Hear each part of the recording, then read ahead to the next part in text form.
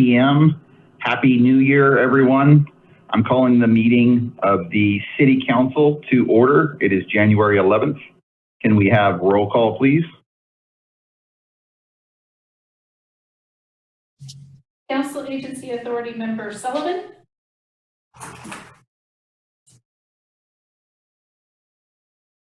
Councilmember Sullivan.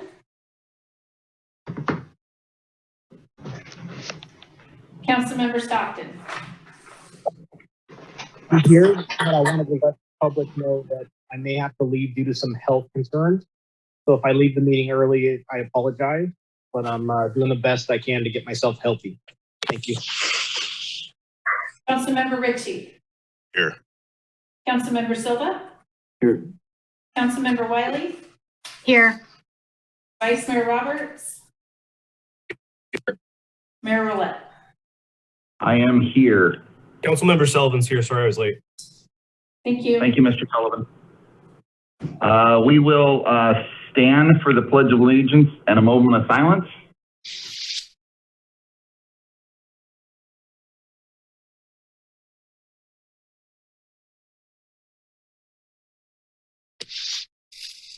I pledge allegiance to the flag of the United States of America and to the republic for which it stands, one nation, under God, indivisible, with liberty and justice for all. We will move on to item 3, approval of agenda. Mrs. Assistant City Manager, are there any agenda items that we need to fix tonight? There are not, Mayor. I'll entertain motion. I make a motion to approve. Wiley. Second. Motion and second. Roll call, please. Councilmember Silva. Yes. Councilmember Wiley. Yes. Vice Mayor Roberts. Yes. Councilmember Sullivan. Yes. Councilmember Stockton. Yes. Councilmember Ritchie. Yes. Mayor Roulette. Yes. We will move to item 5, presentations. I believe Don Burris, are you going to take off with this one? Actually, Mr. Mayor, it's Tim Padden, Economic Development Manager. Great. Thank you, Tim. Thanks. Thank you, Ms. Deputy City Manager. Good evening, Mayor, Vice Mayor, and members of the City Council. Tim Padden, Economic Development Manager. This evening, staff would like to provide a quick update on the city's advanced manufacturing efforts related to the COVID-19 economic recovery strategy that was adopted by City Council back in February of 2021. Please note that while tonight's brief presentation only focuses on our advanced manufacturing retention efforts, the Economic Development Department will provide a comprehensive update on the COVID economic recovery strategy efforts at a future City Council meeting, likely in late February or early March. We go to the next slide, Crystal. In September and October, Economic Development staff provided a snapshot of items implemented from the COVID economic recovery strategy. Tonight's update gives you a brief update on where we are in January of 2022. Last year, the city, in partnership with the Solano Small Business Development Center, the Vacaville Chamber of Commerce, Downtown Vacaville, and Visit Vacaville, implemented the following recovery strategy action items. Entrepreneur Group was created to assist local entrepreneurs in recovery efforts and to help assist new entrepreneurs who recently left their jobs as part of a career change related to COVID-19. This group meets every other month for the next 3 years, and we have about 12 members who are part of that group. The city also officially released the Vacaville Shop Local program to assist retail, restaurants, and other small businesses recover. As of today, there are 62 businesses that are selling various products and services on the city's platform. The program is open to any Vacaville business and is free. The city continues to work with the Chamber of Commerce on a business retention outreach plan and a small business action team to meet with locally serving small businesses. Additionally, the city is working with Downtown Vacaville on assisting businesses with recruitment for participation in the Shop Local online marketplace program, developing and implementing a business retention, expansion, and attraction program. They're also assisting with developing a downtown property owner database, a database of businesses within the district, developing a property and business inventory database in the district, And last but not least, Visit Vacaville has been assisting with our recovery efforts by extending the Visit Vacaville AgriVenture campaign to increase awareness of the Vacaville agritourism industry. If we go to the next slide, Crystal.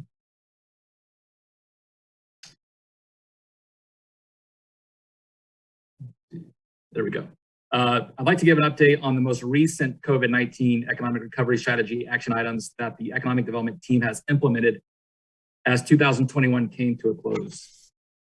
The latest action item we have implemented is the manufacturing retention program, which consists of 2 action items: the development of a Vacaville manufacturing group and the implementation of a customer relations marketing management tool, which we'll get into in a little bit here. Next slide, Crystal.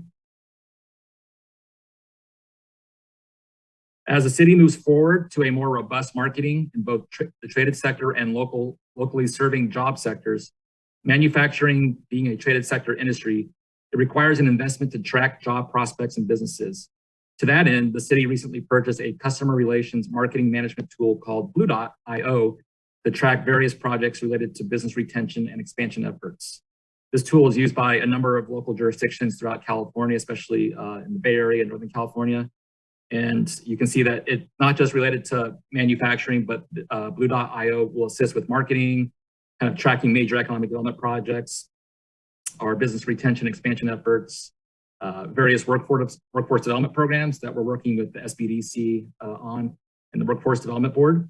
It also will come in handy when it comes to surveys, which our department does quite a few surveys each year on various economic development related topics. And of course, Don Burris and I are very busy dealing with brokers and real estate developers on various tours and communications. So this tool will be vital in kind of assisting us with those efforts. Next slide, Crystal. The Vacaville Manufacturing Group convened on November 10th with Mayor Ron Roulette kicking off the inaugural meeting. The purpose of the meeting is to help the city understand what support is needed to help our manufacturers attract new businesses to Vacaville. This program is being implemented in collaboration with the Solano SBDC and the Workforce Development Board of Solano County.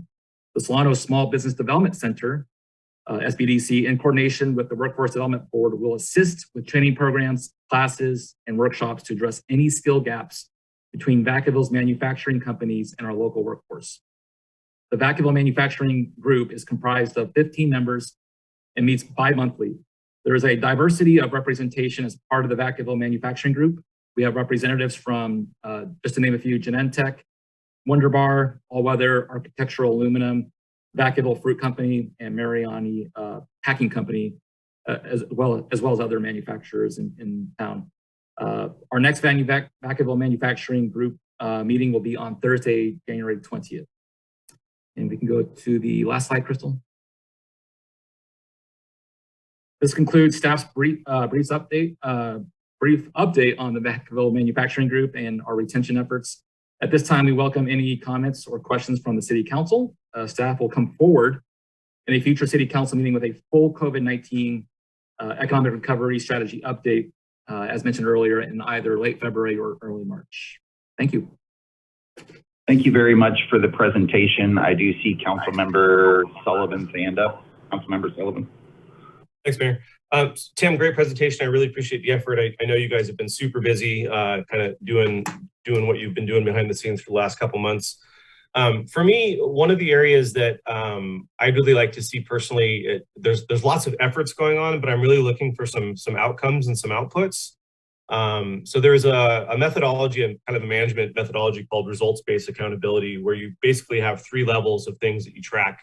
So the first level, or the basic level, is how much of something are we doing? So we had, on the last couple slides, lots of different meetings and conferences and groups, and coalesced all these discussions and hosted these talks, which is great, right? So we would mark all those down and kind of show kind of the actual effort that we're putting there, and kind of, notate we had 20 group sessions and we met with 13 businesses and we, did this or that. The next one is how well are we doing it, right? So just because we had all these meetings and did all these things, I guess my question is, like, how well did we do that, right? Was there an outcome? Was there an output from all those meetings? Was something actually happening? What is the what is the good news from all of that work? And then the last and kind of the highest and most important is the third level, which is anyone better off? And so really, of all the efforts you just presented on the last 6 slides, what did that equal in terms of jobs? What did that equal in terms of businesses saved? What did that equal in terms of increased sales tax to the city of Vacaville? So I guess what I'm asking for maybe in future presentations is some sort of scoreboard or kind of goalpost, to show. Listening to the last 6 slides, it's very clear that we're very busy and doing lots of great stuff, but I'm sort of unclear on what, excuse me, what the outcomes were, or kind of what, where's the meat and potatoes kind of on the end, right? Kind of show me the impact to the city. So maybe on the next round, or when you guys come back next, could you maybe try to create some sort of kind of output scale? Ideally, you don't necessarily have to use the RBA piece, but again, we were told lots of different things tonight that we're doing, which is great. And I'm super appreciative, and I think those are awesome. But again, how well were those things done? What was the outcome of those things? Did they do X, Y, or Z? And then really most importantly are all the efforts that you and Dawn and these various groups putting in, are they creating new jobs? Are they landing new businesses? Are they keeping old jobs? Are they keeping old businesses? Is it growing that sales tax base? So that's pretty much my question is, in the future, can we have some outputs, I guess, on the presentation? Thank you, Councilmember Sullivan. The short answer is yes. At our future presentation in either late February or early March, we will get into a lot more of the numbers and how we look today as compared to where we were back in February of 2020, the month before COVID started, and in February of 2021, when City Council actually officially adopted the recovery strategy.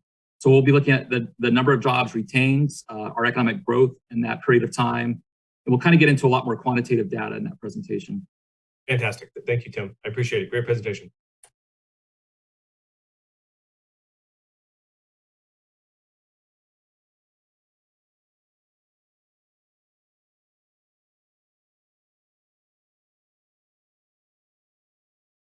Mayor, I think you might be on mute.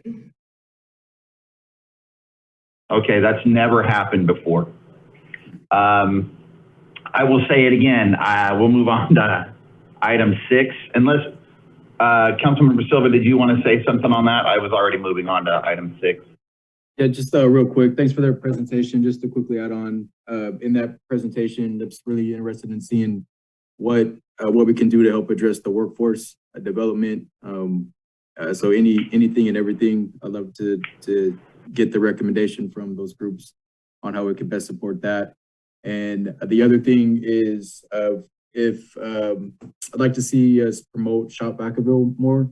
I think maybe please consider posting ads on social media to not just only get more businesses on board, but to also get more people participating. And one more thing on that piece, if there's any data that has been collected on how many individuals have been engaged on that, if we can share that with council in the future, I appreciate that too. Thanks. Thank you, Councilmember Silva. This program just started, and we will continue to advertise and market this program robustly. Perfect. Okay, we will move on to item 6, the consent calendar. Anyone on the council that wants to pull any item off the consent? I see no hands. Anybody from the public that wants to pull anything off the consent? I see no hands. I'll close public comment. I'll bring it back to the city council for a motion. Sullivan, I'll motion. I'll Thank second. you. Roll call vote. Councilmember Wiley, Yes. Vice Mayor Roberts, Yes. Councilmember Sullivan, Yes. Councilmember Stockton, Yes. Councilmember Ritchie, Yes. Councilmember Silva, Yes. Mayor Roulette. Yes. We will move to item 7, business from the floor. This is time to address the council with issues that are not on the agenda, but are within the council's subject matter jurisdiction. I see no hands up. I'm going to close public comment and we'll move on to item 8, public hearing. 8A, Mrs. Assistant City Manager, you want to take this one? Sure, thank you, Mayor. Tonight we have a resolution approving the engineer's report, confirming diagram and assessment, and ordering the levy of assessment for the annexation of the Harbison Drive apartments into the Hawkins Neighborhood Park Assessment District number 21. And we have Brian Oxley, our city engineer, to present this item. Good evening, Mayor, Vice Mayor, and City Council members. We're here for the public hearing for the approval of the annexation of the Harbison Apartments into the Hawkins Neighborhood Park Assessment District. After my short presentation, there will be an opportunity for questions from council and for public comment. Next.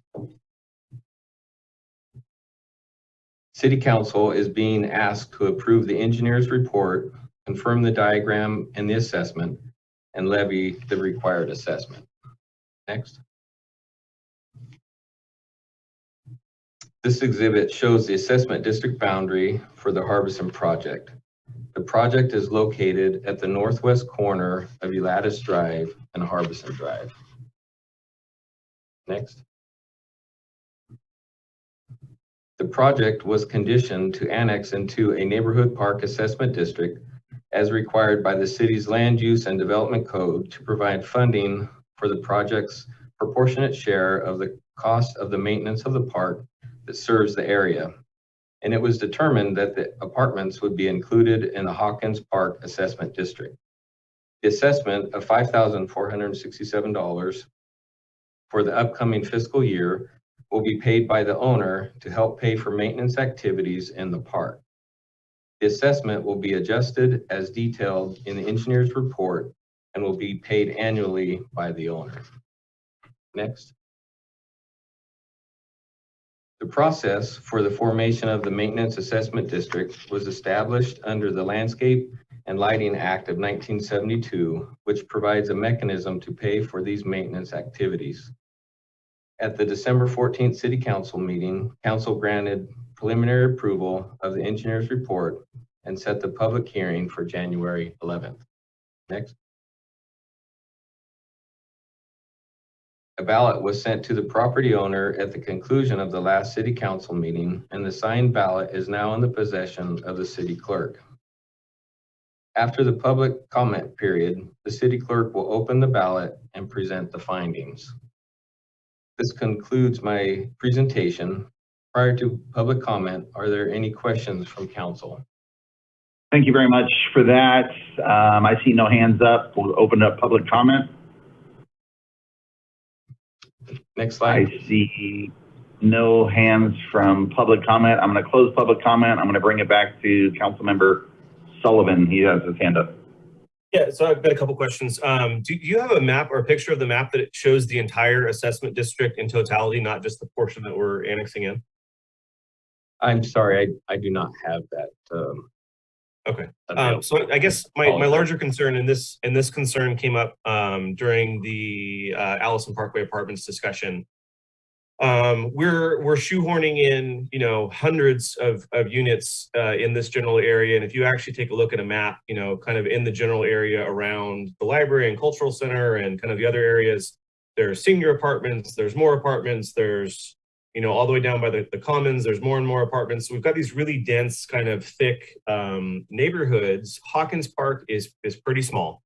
And, the concerns I had about the Allison Drive apartments we talked about a couple weeks back was we're starting to cut out, a bunch of the recreation features there and a bunch of the other pieces. When you have a really dense apartment-laden area and you don't give people adequate space to recreate outdoors, then you get problems. And this is happening in my district now. We have a couple of really dense housing complexes with absolutely no parks and rec opportunities really nearby them, and kids are causing issues, and there's crime and there's blight and there's all sorts of other things because we're sort of under-resourcing these neighborhoods. And I would guess that the density per square foot in terms of the housing is just far higher than probably other areas. And so I really do have some concerns that we keep dumping more and more units into one teeny tiny little neighborhood park that is not even within a safe walking distance of that actual park itself. I think we're sort of, we're checking the boxes. We're funding the landscape and lighting district and the park district, but we're not actually creating recreational facilities for our constituents. And so a couple of the requests that came up during that apartment meeting were for the staff to come back with some recreation options. I know Councilmember Silva mentioned severe lack of recreation facilities just over the hill off of GN Way. we got to get a plan for something in this part of town. We're cramming, you know, again, hundreds of apartments in this area with no place for kids to go out and kick a ball or run around.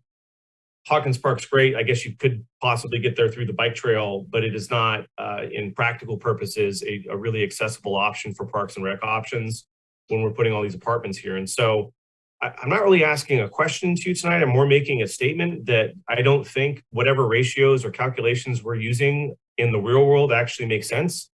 And I think that us calling this part of Hawkins Park just logically is not something that I agree. And I'm not disagreeing with staff, and you guys did a great job. It's just more the principles of the fact that we're saying this is a satisfactory amount of recreation facilities for this neighborhood.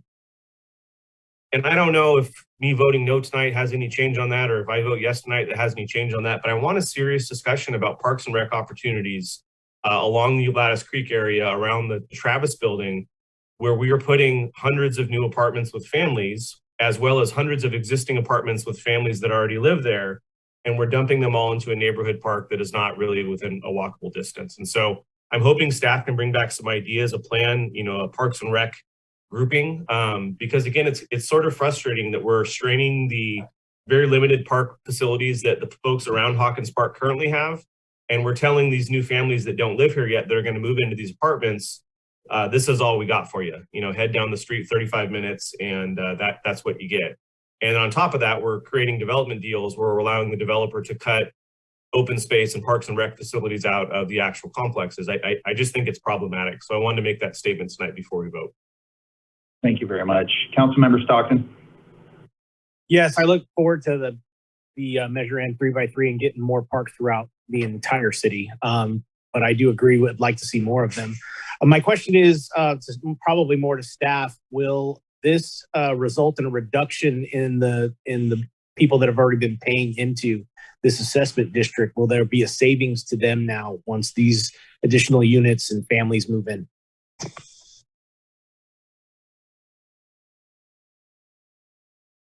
So, sorry, this is muted. I would have to look at the overall report, but there will be the more EDUs that are into an assessment district, that does bring down the cost, because you're taking that annual assessment and you're spreading it out across all those EDUs. So yes, eventually there would be a savings for those individuals. Right. Actually, Councilmember Stockton, I'm Ray Leftwich, I'm the interim public works director. If I could add on to what the city engineer just said to further answer your question, you know, one of the challenges is when the Hawkins Park Assessment District was formed some years back, there was this assumed number of EDUs that would be included in it. You know, so you factor the cost of what the maintenance effort would be, and you divide by those number of units.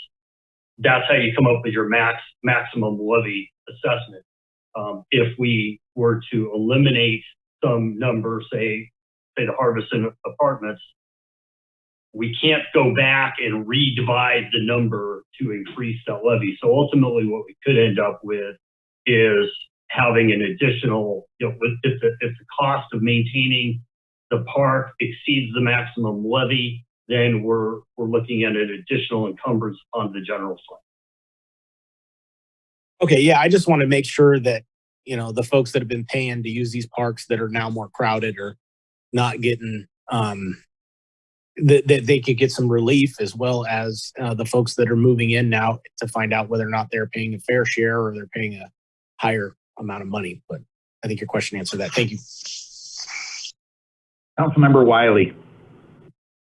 Thank you for the presentation. We have talked before about the lighting and landscaping districts and how really the funding is not adequate. And I think we've said there was going to be a study, or there will be a study. So when would that be undertaken, or is that in the near future? Because if that study begins, then likely this number will be adjusted at that time too. Is that correct?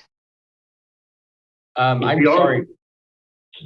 Sorry, this Ray Leftwich, interim public works director again. Yeah, we are looking at alternatives for how to resolve this. Not only do we have some, you know, again, this is not just this particular assessment district, but many other assessment districts that are underfunded. We also have a significant amount of the city that's not in any assessment district at all. And the proportional share coming from that shows up as an additional general fund encumbrance. So there are challenges, and we are looking into alternatives on how to resolve that. And we're hoping to probably be towards the end of the fiscal year or into next fiscal year with something a little bit more formal to present to council. All right, so nothing is formally being investigated yet. It's just discussed, and then we will pursue that later down the road. We are pursuing it at a staff level, and we're putting together a request for proposals to see what kind of which consultants we might be able to bring on board to bring their skills and talents on how to help resolve these situations. All right. And the other thing, I want to second, what Councilmember Sullivan said about we need adequate parks for the kids in that area. And with a large number of apartments, it is, we need to have an adequate park. And I'm also concerned with, if I was a parent, there's no way I could tell my kid, walk to the park when it's across a busy street and everything else. So it is kind of problematic, the distance that park is from these apartments. Thank you. And if I have Councilmember Sullivan. Yeah, thanks, Ron. Or thanks, Mayor. A quick question, Ray, again. So if we vote yes on this tonight, you create the assessment district, we keep on rocking and rolling. And let's say council in 2, 3 months, 6 months decides that we are going to fund some new sort of park project or park complex that is a little closer to the Allison Parkway area for all of those new units, or maybe something that can be shared with the Aegean Way folks and kind of makes sense for that portion of town that really lacks access to parks and rec opportunities. Can we change it? Can we undo it and then make a new park district for this new park? I guess my question is, if we vote tonight, is it permanent and then we can't make change plans later if we add another project later? Or what would happen if we decide to add another project that is closer to this particular assessment district, let's say 6 months down the road, 6 years down the road even? Do we have the option to adjust? Okay. Excellent questions, Councilman Sullivan. The challenge is these are conditions of approval on the entitlements portion of the project, which happened, well in the past. So quite frankly, we had our bite at the apple at that time. And that was really constrained by the formation of the Hawkins Park assessment district further back in time. Moving forward, should the city wish to form a new district, have a new park, form a new district, the challenge is going to be, and with any type of a reassessment, it would go to, if the city stayed with a landscape lighting and assessment district, it would be a mailed ballot to the property owners, and then it's a weighted ballot based on each property's assessment. So can it be done? Yes. Is it a difficult hill to climb? Yes. But also, if we were just to say, let's just hypothetically say we're just gonna, we could theoretically, negotiate with the developer and they might be on board. Sure, we'll do another district, although they have already paid for the cost of this annexation. We would, as I discussed earlier, we would have the challenge of we have a maximum levy rate assessment against the existing properties within the Hawkins Park district. That's not gonna increase, again, unless those property owners voted to increase it beyond what the inflationary factors built into the assessment district are. Eventually, we would end up with a more significant funding shortfall for maintenance of the park than currently exists. We'll also be looking at, if we were just to take this Harbison Drive apartments and say, okay, we're going to have you pay into, and if the property owner agreed, into this new park district.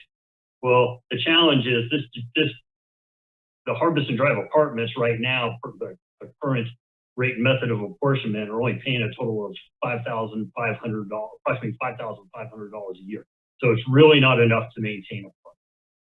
There would have to be a larger district So again, we're bringing in more existing property owners. So we're going out to a larger ballot. Gotcha. Okay. So I guess the developing the district when the land is being built or developed is the easiest way to do it because you don't have the That is always the easiest way, because again, you go back to the condition of approval. The condition of approval, it says you will vote to annex or form the district.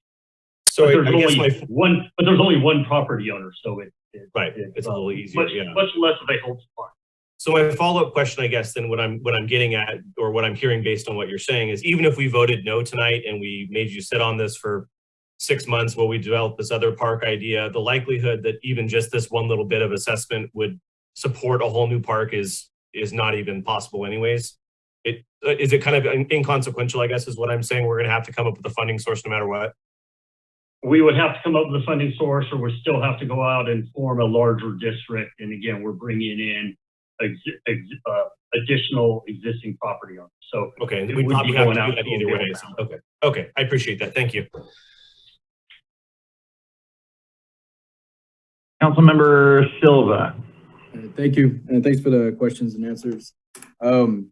So I'll just put it like this: unless there's any objections from the council, what I would ask for the support of the council is to allow me to work with the city manager and to allow your guys' support for staff to develop or suggest an amendment to our parks plan, our master plan. So that way we can kind of pursue additional funding as needed, or, other options.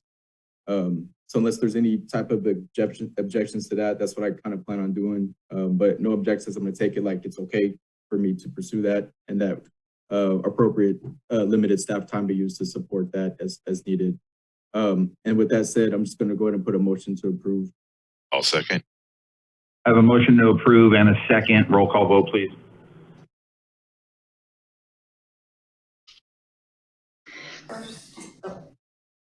So we have a ballot we have to open first before we vote on this item. Oh, I apologize. That's okay. I will open it and give I'm anxious to find out what it is.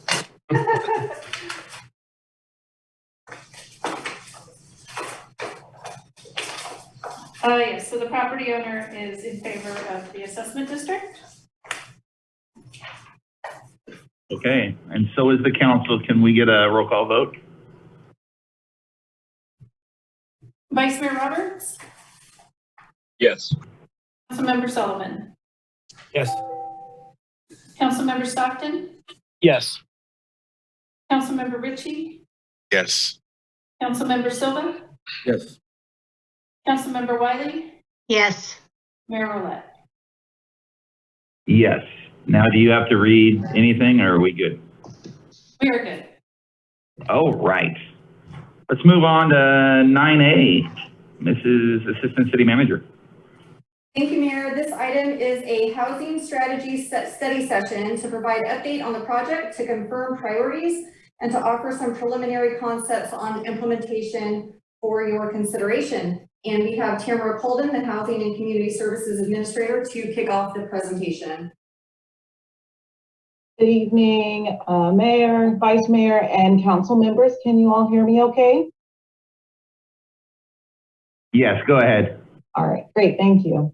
As part of implementation of goal number 3, Protect Vacaville's Quality of Life, Initiative 3A, Promote Housing for All, of the City Council's adopted strategic plan for 2021 through 2026, and in response to the Housing 101 presentation provided to Council on July 6th of 2021, staff issued a request for statements of qualifications and contracted with Economic Planning Systems, Inc., or EPS, in partnership with PlaceWorks to prepare a comprehensive housing strategy. A summary of the key components of the scope of work of the contract was approved by City Council on August 10th of 2021. Since that time, EPS has been working on the tasks and activities included in the contract scope of work, including holding 2 of the 3 scheduled public outreach workshops. A developer workshop was held on November 18th of last year, and a community workshop was held on November 30th. to provide comment on Vacaville's housing needs and any barriers, along with suggesting solutions to encourage the development of a variety of housing types. In addition to participation in a community workshop, a website has been created at www.cityofvacaville.com/housingstrategy.com that contains housing strategy outreach materials, past workshop information, and other related materials, as well as department contact information. There's also an online survey that can be assessed at the site for the public to provide input to the strategy. One of the work deliverables included in the contract scope of work is to hold a study session with City Council. This evening, we have David Early and Angelica Garcia with PlaceWorks, and Amy Lappin and Kate O'Byrne with EPS, who will be conducting a presentation for the study session to provide a summary of the information received during the 2 community workshops, provide an update on the project, confirm priorities, and review preliminary concepts on implementation of the strategy. Comment and feedback from the City Council will be requested, and Council is also being asked to allow comments and feedback from the public during the study session. All comments received during the workshops from the surveys provided directly to staff and received during this study session will be incorporated into the comprehensive housing strategy document and will inform its recommendation. With that, I will hand off tonight's presentation to David Early with PlaceWorks to begin. Thank you very much. Again, my name is David Early, and I'm a principal and founder of PlaceWorks. We're working in collaboration with the Prime Consultant Economic and Planning Systems, and it's a pleasure to be here this evening to address you. Could I have the next slide? So you've already heard some of this. Our goal tonight is to introduce the comprehensive housing analysis and strategy to you tonight, to let you hear the input that we've received so far from the community and the developers, and then to get your perspective on the preliminary recommendations that we are considering making to you. I'll be making a presentation, then we can take any questions and input that you have, and we can wrap up to talk about next steps as well. Next slide. So what is this housing strategy and analysis? Well, as you know from the authorization that you gave, we're creating a comprehensive strategy to address the City of Vacaville's housing needs. We're reviewing existing barriers to housing production and identifying strategies to address various housing types, and 3 that you have called out in particular are affordable housing, missing middle housing, and luxury and estate housing. Next slide. Our project includes the 3 major components that you see listed here. We're doing an evaluation of existing economic conditions, looking at socioeconomics, the labor force, employment, the residential market, and residential affordability. We've also reviewed existing constraints to development, including your local land use regulations, development fee structures, how CEQA works in conjunction with housing development, and housing funding issues. And then we're moving from that evaluation of existing conditions and constraints into identifying a series of strategies that would encourage housing production within Vacaville. Next slide. This is our project schedule. We are right now in the 2nd of these items, as you can see. As you already heard, we've held a developers meeting and a first community workshop already. Tonight is our study council study session. And then we'll be moving from here, and we've already begun drafting various strategies and recommendations. We'll be presenting some of those tonight and getting your feedback on those. We have a second community workshop coming up in February, along with the closing of our online survey. That survey is available right now for people who are listening to this meeting. We would encourage you to take that survey. Once the second workshop is finished, and we've heard from you tonight, and we've looked at all the survey results, we'll be preparing the actual housing strategy and presenting that to you at a city council meeting. Next slide. So I want to talk a little bit about some of the results of the community and stakeholder engagement process to date, and particularly those 2 meetings. If we could have the next slide. We did hold, as you already heard, a meeting with developers, which included both nonprofit and for-profit developers, working both locally and regionally. We held that meeting via Zoom during the day on November 18th, and we invited probably 30 or 40 developers, and I was very pleased with very strong participation from 20 individuals who came to talk about, and they were all developers there to talk about development issues in Vacaville. Our goals there, of course, were to gather input from those folks about what they perceive as barriers to housing production and hear their ideas on challenges and solutions. We covered a real variety of topics related to housing production. Next slide. Some of the major themes of the information that we got from the developers were that they see development fees as a constraint, particularly since the fees are essentially the same for most unit types and sizes, as well as for affordable housing projects. So if you're a developer and you have to, fees are actually a very significant part of the cost to the consumer of a home. And if those fees are the same for, say, a 2,000, 3,000 square foot house at the high end versus a 1,000 square foot house at the low end, the developer is naturally going to want to build a bigger unit to allow him to amortize those fees over a larger house size and a larger overall cost. So if those fees were made different for unit types or sizes or for affordable housing projects, that would be an impetus to the development community to actually build those other housing types. I think that's probably one of the major findings we've been hearing from a number of folks is about those fees. There was also a developer's desire to see some more flexibility in the zoning code regarding missing middle housing, also regarding density and heights, particularly in some of the higher density areas in the downtown and at some nodes. They said that for executive housing, which is often built in more outlying areas, that infrastructure improvement costs can be an impediment, so that would be an issue needing to be discussed. They also talked about the fact that many of the city's policy plans have restrictions on land uses that in many cases prohibit residential uses, and the market may be such that some of those areas that are currently all non-residential might be allowed to see residential development at all. They also saw some of the cities, certainly not all, of the residential design requirements of the city as being somewhat restrictive, and a few people talked about off-street parking requirements being a constraint, although not all of them did. And I think in the end, there was a kind of consensus that the city's parking requirements probably are not too restrictive from the point of view of the development community. Next slide. A couple more themes that did arise from the meeting were that the developers would appreciate a more expedited permitting process. I think all of us are aware that in the development world, time really is money. The longer you have to hold a piece of property before you can develop it, the more your holding costs go up and the more expensive the product becomes. And that means an expedited process actually reduces prices. There was also developer support for some sort of citywide CEQA document to clear infill sites in areas where the city would like to see residential development. And there was a desire from the developers to see the city fund one or more staff positions so that staff would have more capacity to support housing development and apply for funding opportunities. Next slide.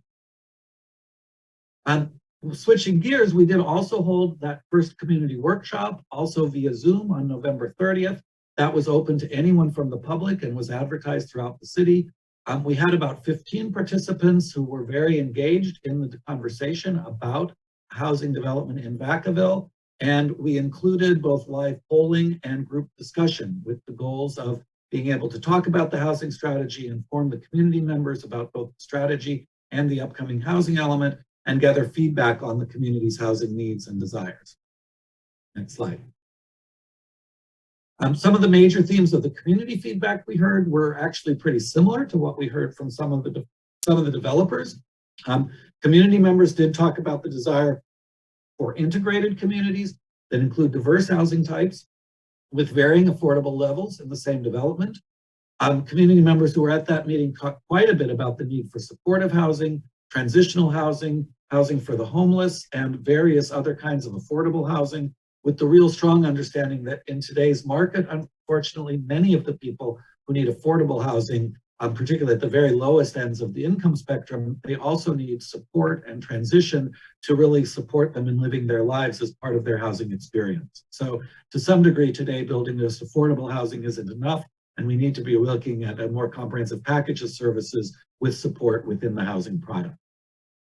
There was also very strong support beyond that supportive and transitional housing for finding additional housing opportunities for students, young families, low-income families, individuals of limited means, seniors, people with disabilities. Quite a bit of work on all of those issues that the members of the community who attended our meeting felt were important. There was also quite a bit of support for mixed-use projects, particularly in the downtown and at some of the commercial nodes. There was a concern that affordable housing is clustered in one primary location within the city and should be more dispersed around the city. And there was a desire that the city would use infill sites to build new housing, particularly at aging shopping centers. Next slide. So with all that feedback having come to us, I wanted to give you sort of an overview of some of the considerations and issues and some of the recommendations that we're now considering. So some of these first considerations are first to build communities that include parks, amenities, and other services, encouraging development of a variety of housing types, both in individual developments, but also across developments and across neighborhoods, but really trying to see more variety within all the city's different neighborhoods. Making sure as part of that, that the city has housing options for those in need. Affordable housing and supportive housing need to be important parts of every neighborhood. Wanting to continue to engage the community in a meaningful way. Supporting development of affordable, transitional, and supportive housing. Considering accessibility for people with disabilities. Incorporating green features. Allowing possible condominium conversions and rent to own, and addressing community facilities districts. And I know many of those issues are ones on this list that you all have spoken of. We've got portions of this list from you as the council, and we're working diligently to try and address these considerations and issues. Next slide. So here are some of our potential recommendations, and they do take up a couple of slides here. The first 5 that you see on this slide are first within your higher density residential zones and in mixed use areas like the downtown to increase maximum densities and building heights.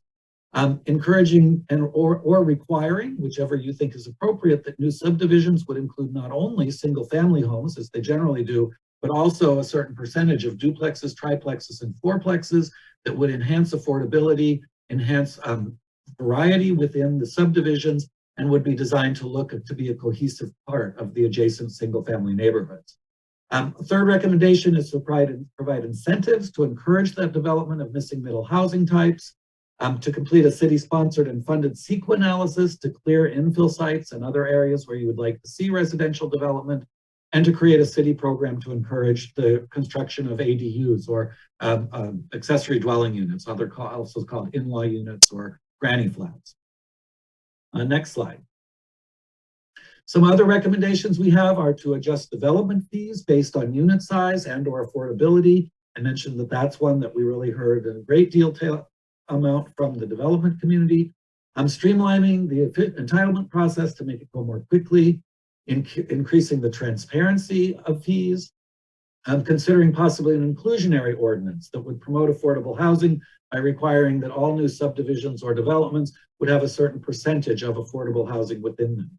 Also requiring or incentivizing the incorporation of charging stations and other green amenities, identifying an existing staff member or establishing a new position to serve as a housing champion, to further the production of missing middle housing types, and also to engage in fundraising towards construction of affordable housing, and then considering amendments to some of your policy plans to allow additional residential capacity within them.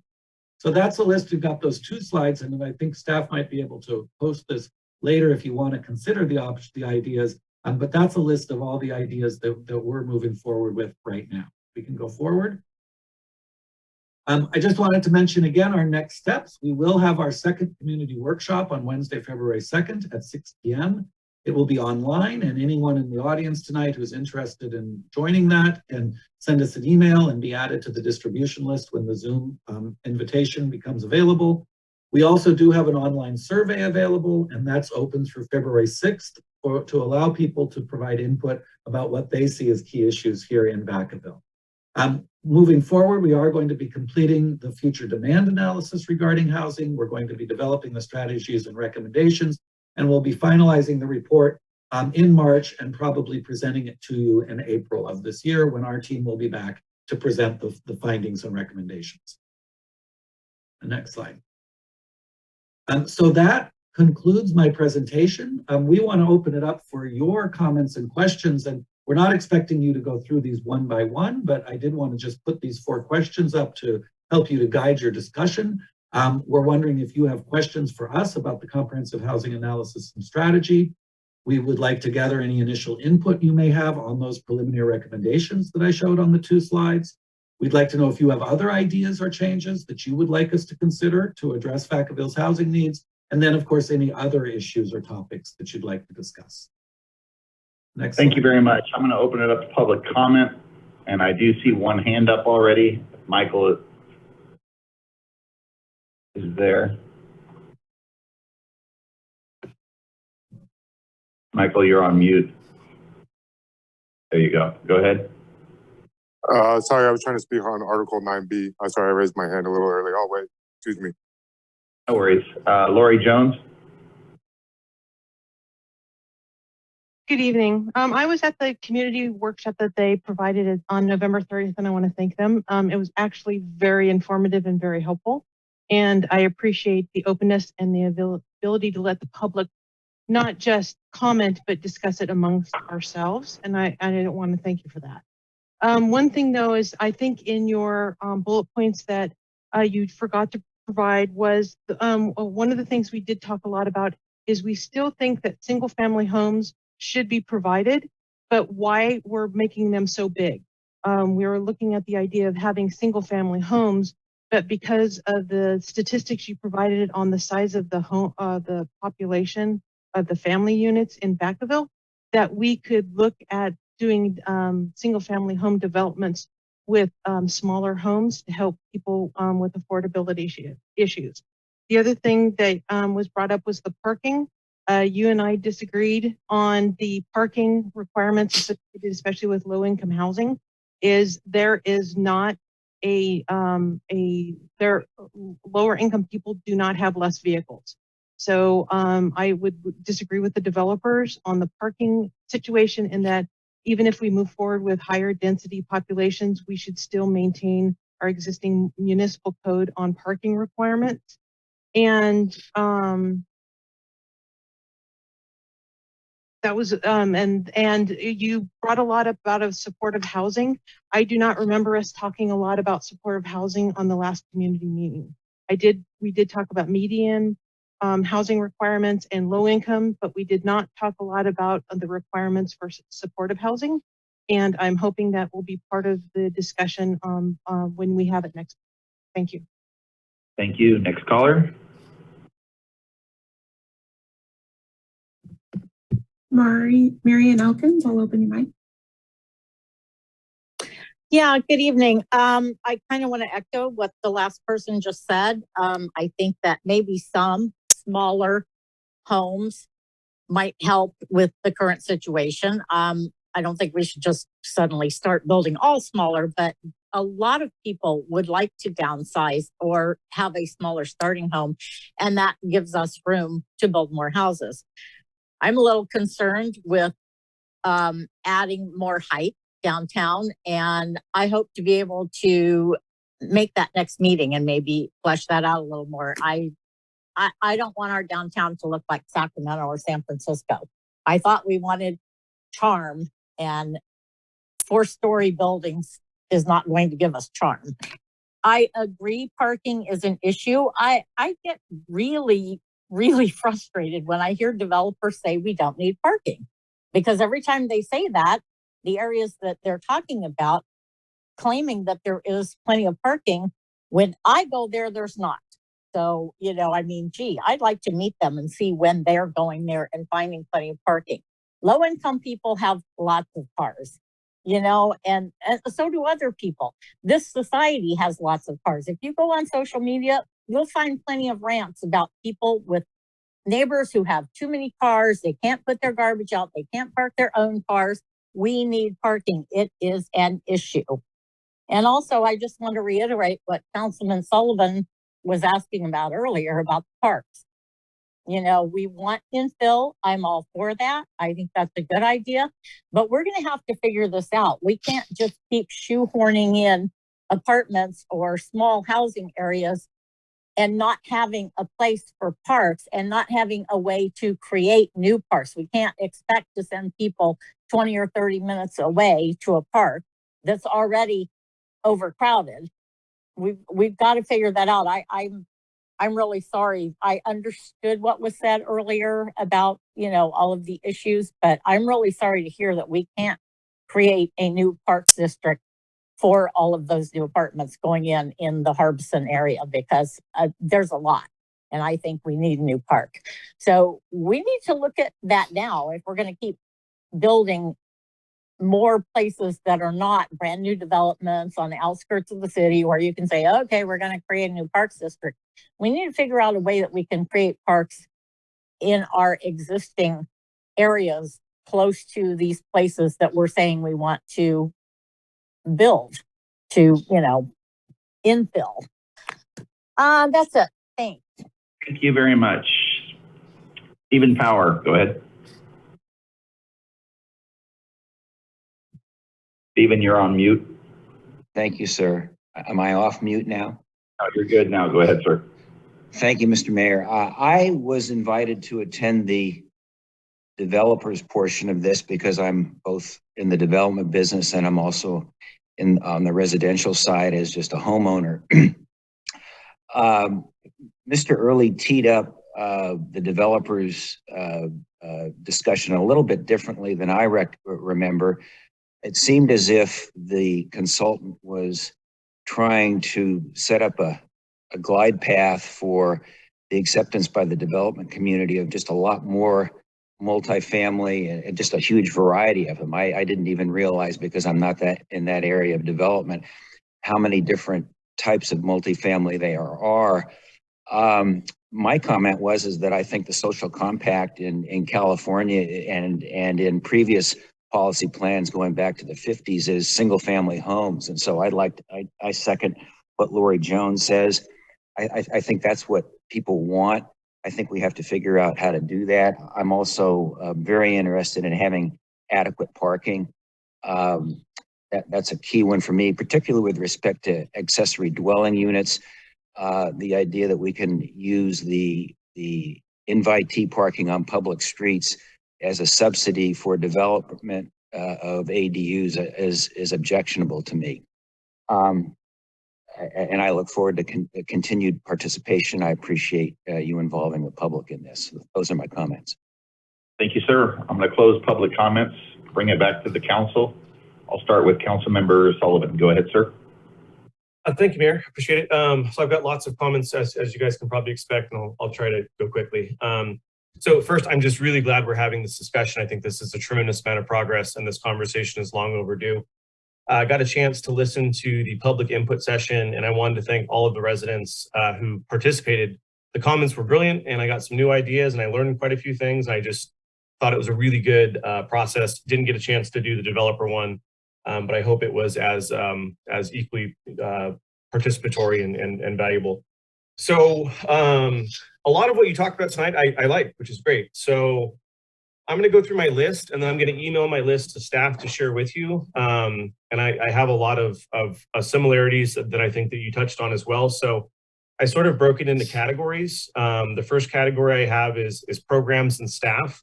I think we probably absolutely need more staff resources to deal with the housing issue. It's a huge, huge interest for the council. And poor Emily is often probably doing the job of 4 or 5 staff. And I'm sure her staff are feeling the pain and the strain as well, because council is very interested. So I'd love to see housing have a stable budget, some general fund to support the staffing needs for this council, because housing is such a big interest for us. You use the term housing champion in your slide deck. I love that. I think that's great. We do need a housing champion to cut through red tape and kind of sledgehammer those barriers out of the way. The next is, so this is kind of a program idea that I would like sort of associated. We really need a focus on the preservation of existing low-income units. So we do all this work to get low-income units built.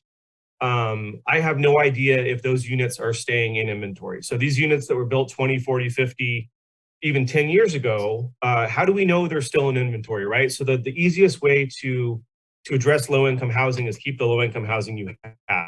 It's far cheaper, it's easier, you don't have to build it. So what I'd like to have is an annual housing inventory that is brought back to council. And Emily, maybe you do this and I'm missing it, but someone who actually keeps an eye on the current count and keeps an eye on when things expire and when things don't, and some conscious effort to keep, and maybe even some funding to keep those units in play. We just don't want to lose the units we've got. A focus with the housing staff on preventing housing loss, homelessness, or eviction. By preventing homelessness before it actually happens, it's so much cheaper and easier to keep people housed than dealing with folks once they hit the streets. I've had so many calls from seniors in Vacaville, especially, where a new property management company moves in, you know, they rebrand, they repaint the place, they jack the rents up, folks are struggling and they get either evicted or they can't pay their new rent. They call me asking for help. I have nowhere to send them. There's no city staff that can help navigate. There's no one that can talk to them and share resources. There's no one that can counsel and guide them through the process. I would love to have some sort of navigation service, especially for seniors and low-income families that are just struggling to maintain their existing housing in the city. There's no agency doing that in Vacaville, and it's a huge gap for us. And so I'd like to create some staffing space for people that, you know, can answer the phone and give people assistance when they need help. That's a resource we vitally need. The other program that I'd like to have sort of implemented, and we've been talking about this a little bit on council, is just ongoing developer transparency efforts and ongoing consumer education efforts, specifically around schools, parks, and CFDs. What happens is when you're in the development sales office versus what happens once you move into your house and don't get your park or your school, or you discover that your tax bill is 4 times higher than you thought it was, it is terrible. And I think we have a duty to educate our consumers, and at least to the best of our ability, provide education, whether that be signage, that be pamphlets, that be whatever. We also need to hold a higher standard, I think, for our developers to make sure they're informing buyers in the area of these quality of life issues. And so I'd like to see some staff dedicated to ongoing developer transparency and consumer education, especially in our newer developments, where we know they're not going to get a park or a school for 10 or 20 or 30 years. A focus on homelessness. We don't have a dedicated homeless guru or homeless champion in the city of Vacaville. The police department does a little bit, Emily does a little bit, First does a little bit.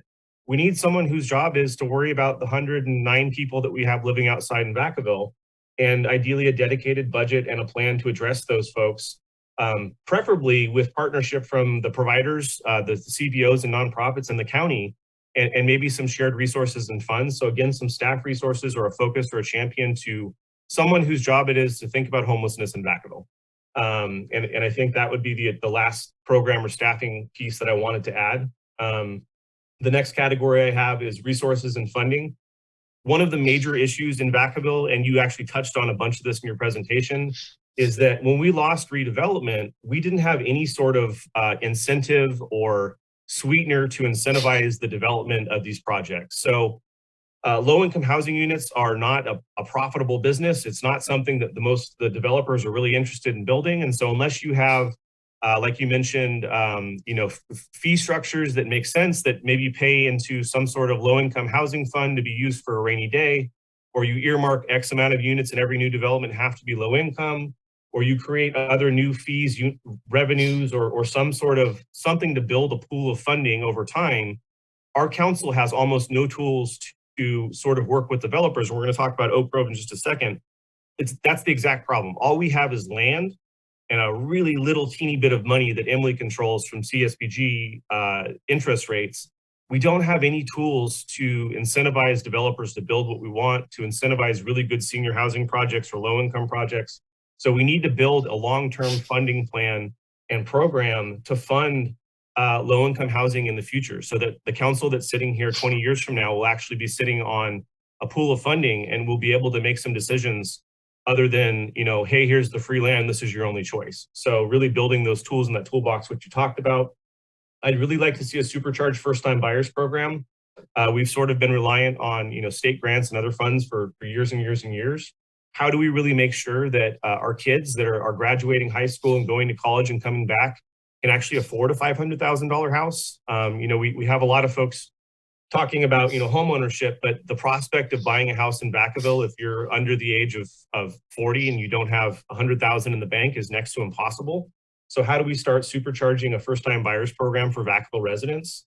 I don't even know if this is possible, but also maybe an option to help seniors downsize. We have a lot of folks that are aging in place especially on the north side of town. You'll have, you know, a couple or an older man or woman living in a big ranch style home because there's nowhere for them to move to, or because of tax reasons, or because of et cetera, et cetera, et cetera, which then locks that inventory up for young families, right? So how do we make it so it's helpful, or how do we incentivize seniors looking to downsize, looking for somewhere nice to live and spend out their retirement years?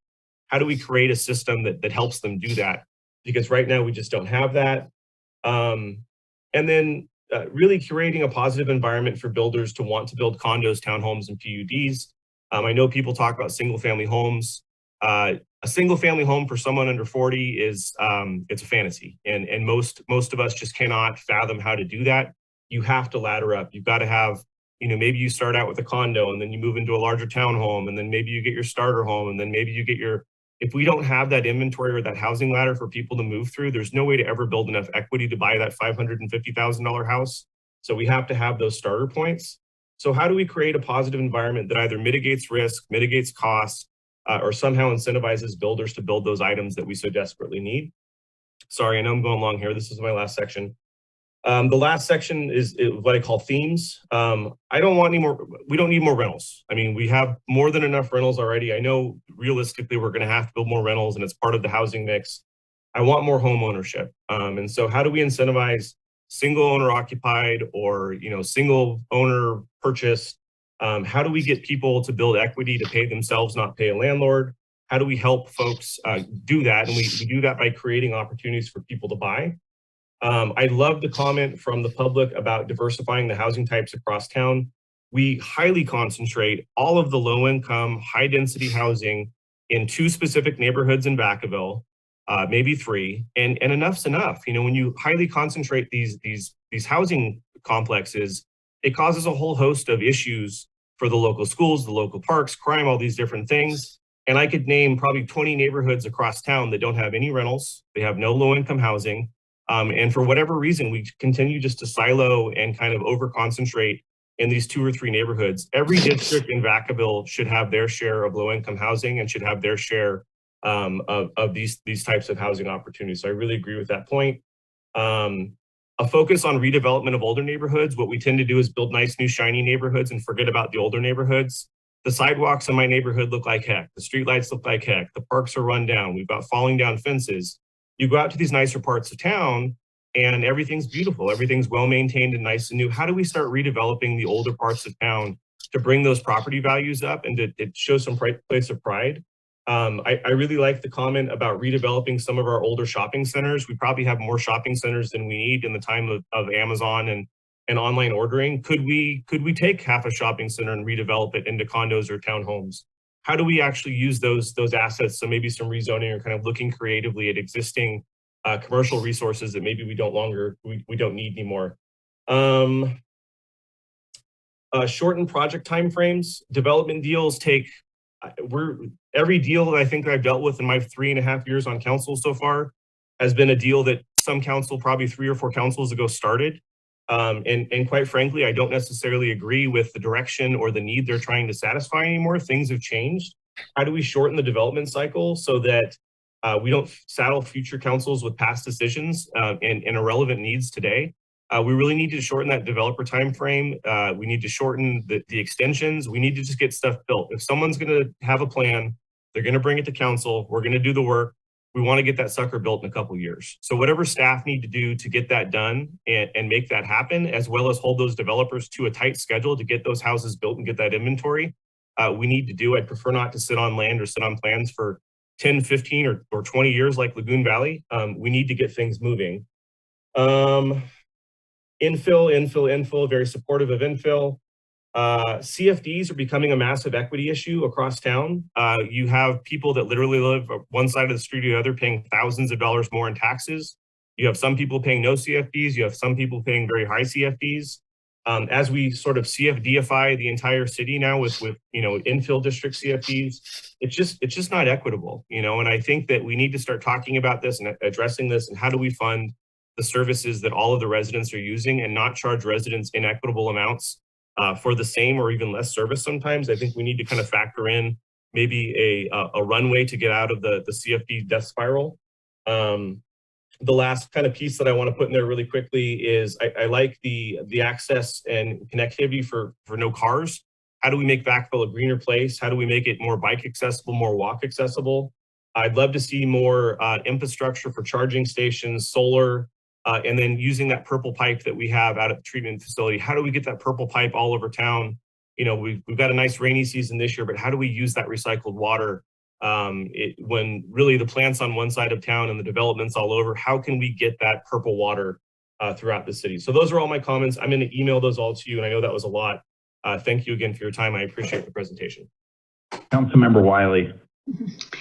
All right, thank you very much for the presentation. I have a few things that they're kind of on the same basis as Councilmember Sullivan, but I won't go into them in depth. First of all, you mentioned the developers meeting, and you said you had invited 30 and about 20 attended. And I wanted, of those 20 that attended, had they all been developers in Vacaville, or were some of them looking to develop in Vacaville, but they have not done so at this time?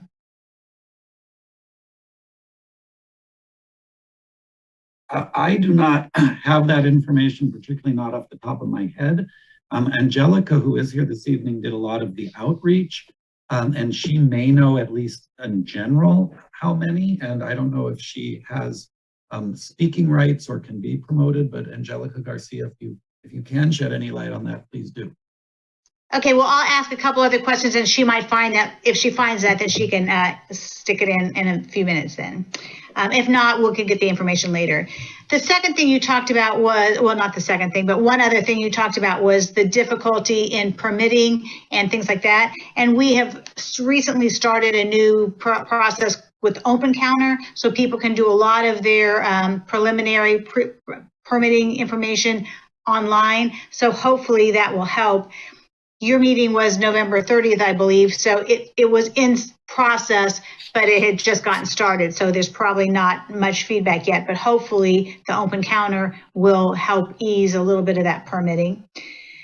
Another issue I wanted to talk about was the ADUs, and I know that the state has eased a lot of requirements on ADUs, and it is good for providing additional housing, particularly for lower, at lower rates. However, there are issues with just approving any ADUs and saying, hey, do this, because we've had some issues in Vacaville related to ADUs that were, the placement of ADUs and, the effect in the neighborhood, and then how that affects the parking in the neighborhood. And so I really do feel like we need to be aware of how to best utilize ADUs, but still have some control over, where they are or how they change things. And there are also grants available to look into how to encourage ADUs in a positive way. I just don't want to say, hey, it's a free-for-all, so build whatever you want, wherever you want. But I do think we need to kind of look at the use of that. And something that I have always mentioned, and Councilmember Sullivan mentioned it also, it was the shared housing idea. It has been real successful in some places like San Diego. They have real extensive programs where some older residents have more house than they need. And then if the city could vet the people that are looking for housing and match up people who need housing with seniors who would like to share their housing, it's kind of a win-win situation. And, as our housing department has so much on their plate already, it's not something that has, been at the forefront, but I do think we can look more into that, and that is an option in the future, this shared housing to benefit both people. And I also feel like timeframes are a big issue, because like what we had tonight on the consent calendar was something that we're just voting on now with Vanden Estates down in District 6, and it was first passed by the City Council in 2013. So it seems like it shouldn't take 9 years to be in the process of things. So those are just my comments. I really do appreciate this housing strategy workshop, and I do think it is a real focus of this City Council, and we need to just keep working at it so that we can have more things offered for our people. And I do think we need to look at more nonprofits rather than just for-profits when we're looking at affordable housing. So thank you very much. And if we get an idea sometime about how many developers had been in Vacaville, that would be good. Thanks. I did get that information actually from Erin Morris. Thank you, Erin. She said, and she was in attendance that day, she says that everyone who attended had been a developer in Vacaville in the past, with one exception, and that was Trace Herder, who was there from one of the prominent Bay Area infill developers that works throughout the throughout the region. Okay, thank you very much, Erin, for that information. Vice Mayor Roberts. Yeah, thank you. For sake of time, I won't touch on any topics that the previous two council members already spoke on. One question I did have, from your experience, I know that the developer fees and developer costs was brought up. I've heard that several times since I've been on council from other developers and inside Vacaville and outside Vacaville. Is how much does that truly affect the cost of the housing outside specific stuff for low-income housing? Because, I mean, just basic economics, whatever they spend on the cost of the development is still going to sell for market value regardless. As you currently see in Vacaville, where you're probably not going to find a house under $400,000, even if it was built in the 40s and is like 1,100 square feet. So from your experience with the working developers in different cities, how much have you seen that developer fee actually impact the cost of the house sale? Well, so let's be, I'm sorry, shall I go ahead, Mr. Vice Mayor? Yeah, go ahead. Okay. If anyone from EPS has actual numbers, I'll welcome them to add on, but let me, before we see if one of them wants to add anything, let me say that we have to distinguish between existing houses that are sold on the market from one person to another and new houses. Obviously, there are no developer fees being paid at the time that an older house, you mentioned from the 1940s or 50s or even from the 2000s, when a house like that is sold, developer fees are not part of the equation.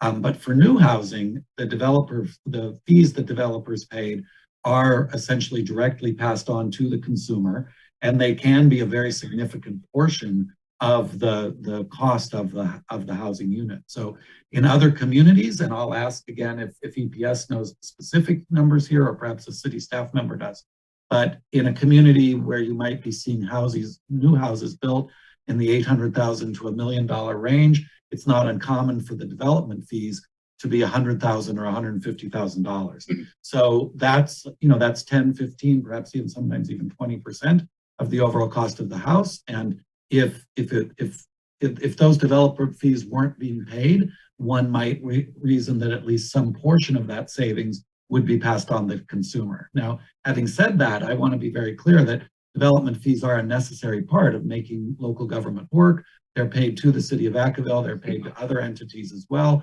And I'm by no means wanting to say that fees should not be charged or that they should be lessened to an extent that they would impact the city's ability to provide services.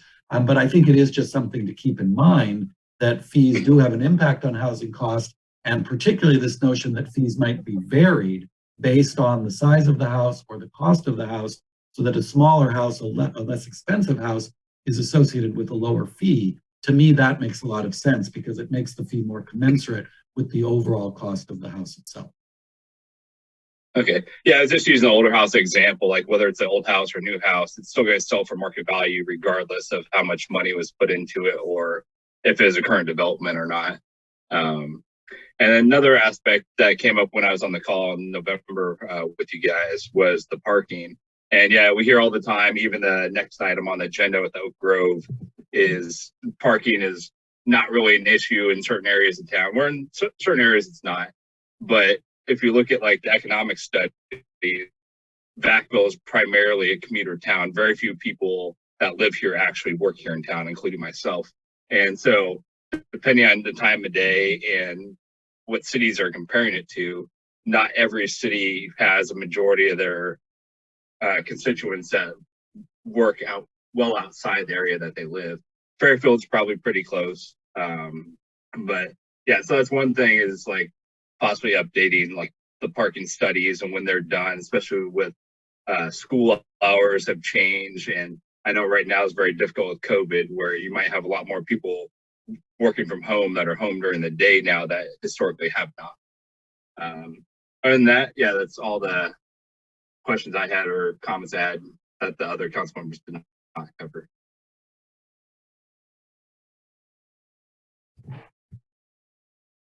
Okay, was that it, Vice Mayor? Yes, sir, thank you. Okay, Councilmember Ritchie? Okay, I'll try to give it kind of brief. Thanks so much, David and staff, for the report. I just following up with what David Riley said, I totally agree.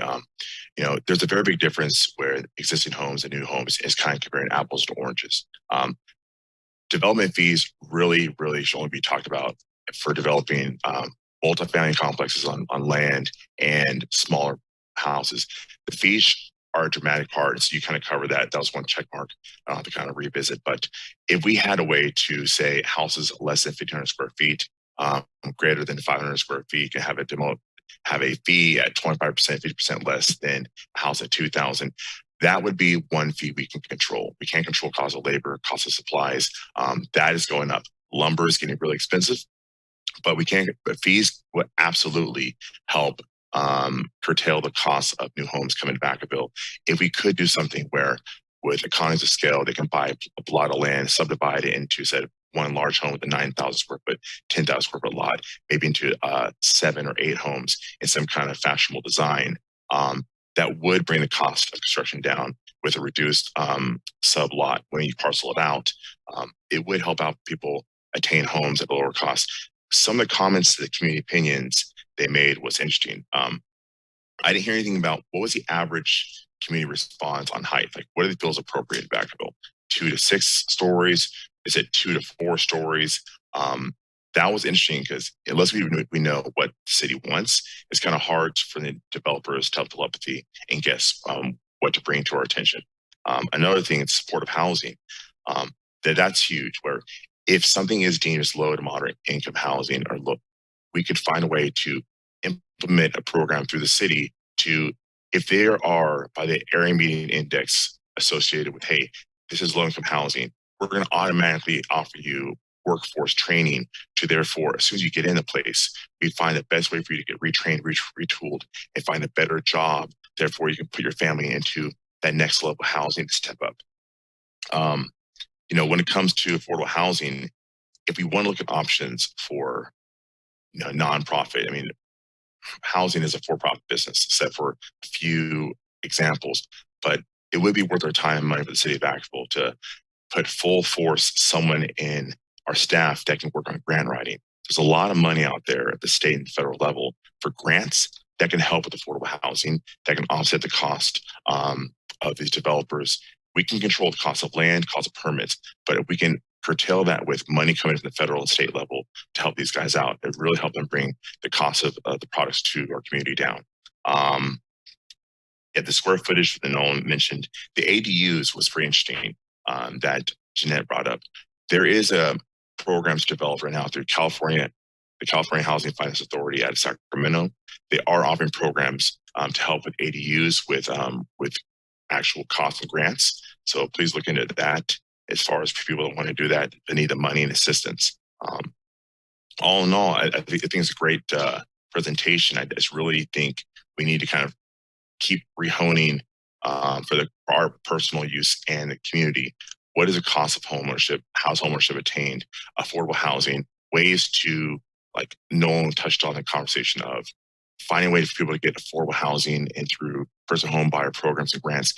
That's money. So we need to find a way. Education is one thing, but if we're going to set aside public funds for each person to get down payment assistance, that's another thing. But educating them is great, but we got to figure out where's the money going to come from. There is programs available throughout the state of California that offer down payment assistance. We maybe spend some time educating the community on what's already there. There's billions and billions of dollars set aside by the Community Reinvestment Act, by banks that have money waiting for you. You just have to know where to find it. So I think the education is very important, and find a way to really reduce the lot sizes and allowable size of homes with the fees would be the biggest kind of benefit. Thank you so much. Okay, I'm going to actually jump to Councilmember Stockton.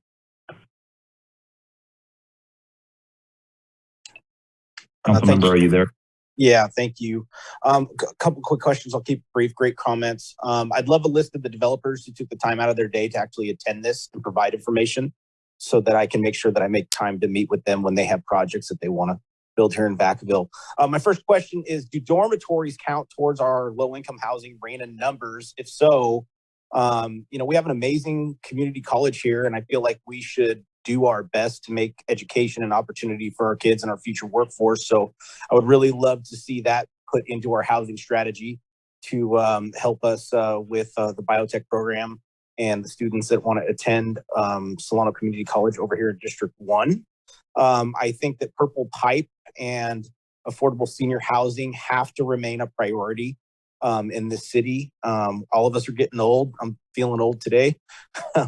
And lastly, I would like to see more innovation in some of the developments that we see in the future. Communities like One Lake right down the road is really a great concept where they share amazing amenities and commercial space while keeping the units small and affordable. I believe those are for rent, but I would love to see something similar where the park or a lake or the amenities and coffee shops and whatnot are all there for folks to kind of live together and congregate outdoors, indoors safely, with that. So I just wanted, those are my comments for this. Thank you. Councilmember Silva. Thank you. It's actually piggybacking off of Councilmember Stockton. I would suggest maybe reaching out to Solano College. There's been a couple years of discussions on that. So love to see where that ended up as far as student housing goes. And then to piggyback on the innovation component, on top of that, looking at different strategies of rooftop access and or other ways to make it much more eco-friendly for our environment and city. The other things I'm just gonna go through real quick. Definitely, I think a lot of folks on all sides of different issues. A lot of folks really want ownership. So I can't emphasize that enough. And if that's inclusionary zoning, having a more specific strategy on how we what that looks like to accommodate that would be key. I'm also interested in not just some. So in one way, definitely interested in strategies in preserving designated low-income units, but also maybe not necessarily preserving the low-income units. So maybe that's one way that we can. Maybe there's some, different strategies out there to allow it, a generation or two down to where maybe now the tenants can possibly even purchase those units and build their equity through that route, as well as reinvest in the area. I'm also curious to ensure what in our policies to ensure that there's no weird way that we're going about creating segregated communities that traditionally may be leading to quote unquote redlining. So any strategies that we need to be mindful of, and that can be suggested so we can avoid that would be grateful. And within the suggested strategies, I'm curious to see, one of the main things that folks look for when they move is they ask how are their schools, right? Now we don't have any direct say over quality of education or schools, but looking at, I'm really curious to know our ratio to of schools to developments. I know a lot of times we mark them out, but I think one thing that always comes up is developer fees and that they're not enough to support the development of a new school. So I think it's prudent upon us to make sure that we also consider the ability for us to fund schools as part of this housing strategy, that we don't look at this mutually exclusive, because in reality, it's something that folks move to and look forward to and typically are willing to invest in. Likewise, same concept of parks. But on that note, I'm looking forward to seeing if there's any strategies that can ensure that the schools and the parks are kind of moved up on the priority list of developing those upfront rather than at the end. Likewise, for any type of subsidized housing that may be suggested or committed to. I think one of the concerns that's been echoed is that there may be a commitment for a certain housing for a certain population, but then something may change. So how do we make sure that that clearly gets secured? And then the last really is, it's a request. Can you please, one of the comments from the public was about supportive housing. Before we get off this particular item, can we please just define supportive housing? And that's all. Thank you. Thanks, sir. Councilmember Sullivan. Sorry, a couple last closing thoughts. Thank you, Mayor. I apologize. So really quickly, I just wanted to add my support for Greg's suggestion about the grant writer. I think that's super important. The governor announced $8 billion with the B, in housing funds coming out of the state because of the budget surplus this year, in addition to all the other programming that's there. How do we get our fair share of that? How do we get a chunk of that? So I think a grant writer, someone that is really focused on securing those resources to bring back to the city of Vacaville is super important. I know imposing all these extra duties on our staff is just an impossible task to ask them for. I really thought the dormitory idea that Council Roy and Mike had was brilliant. I love it. You know, in addition to Solano Community College, we've got UC Davis just up the street, some sort of annex or something would also alleviate some of the housing pressure for some of our younger folks. So I love that dorm idea. And then my last, it's a question. Is the community survey still open? Yes, the survey is open until February 6th. Okay, and then if our city staff, the PIO particularly, if we could just supercharge the heck out of that, really get that on social media, maybe do water bill stuffers, just some sort of way to really get as much community voice as possible. We're doing this now, let's do it right. We're probably not gonna do it again for 10, 20 years. I'd really just like to make sure that every community member gets a chance to put their input in. So if staff could really pump that over the next couple of days, that would be great. Thanks.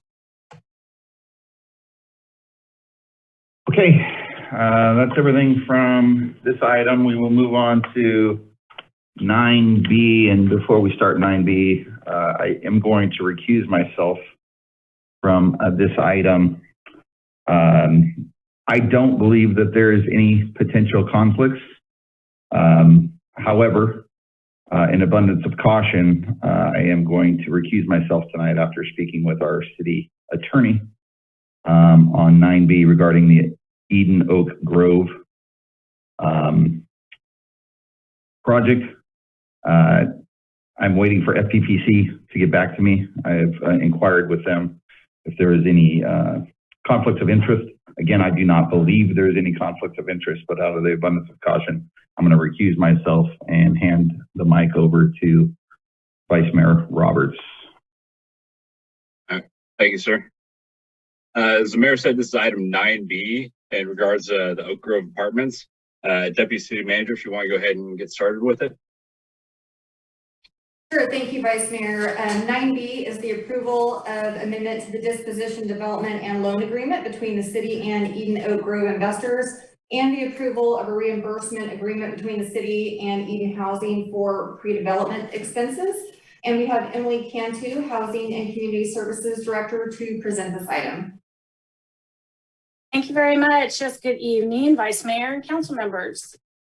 Before I dig into the staff report and information, I wanted to mention to you that we have received several letters from community members that are in support of this project. So we did receive some correspondence.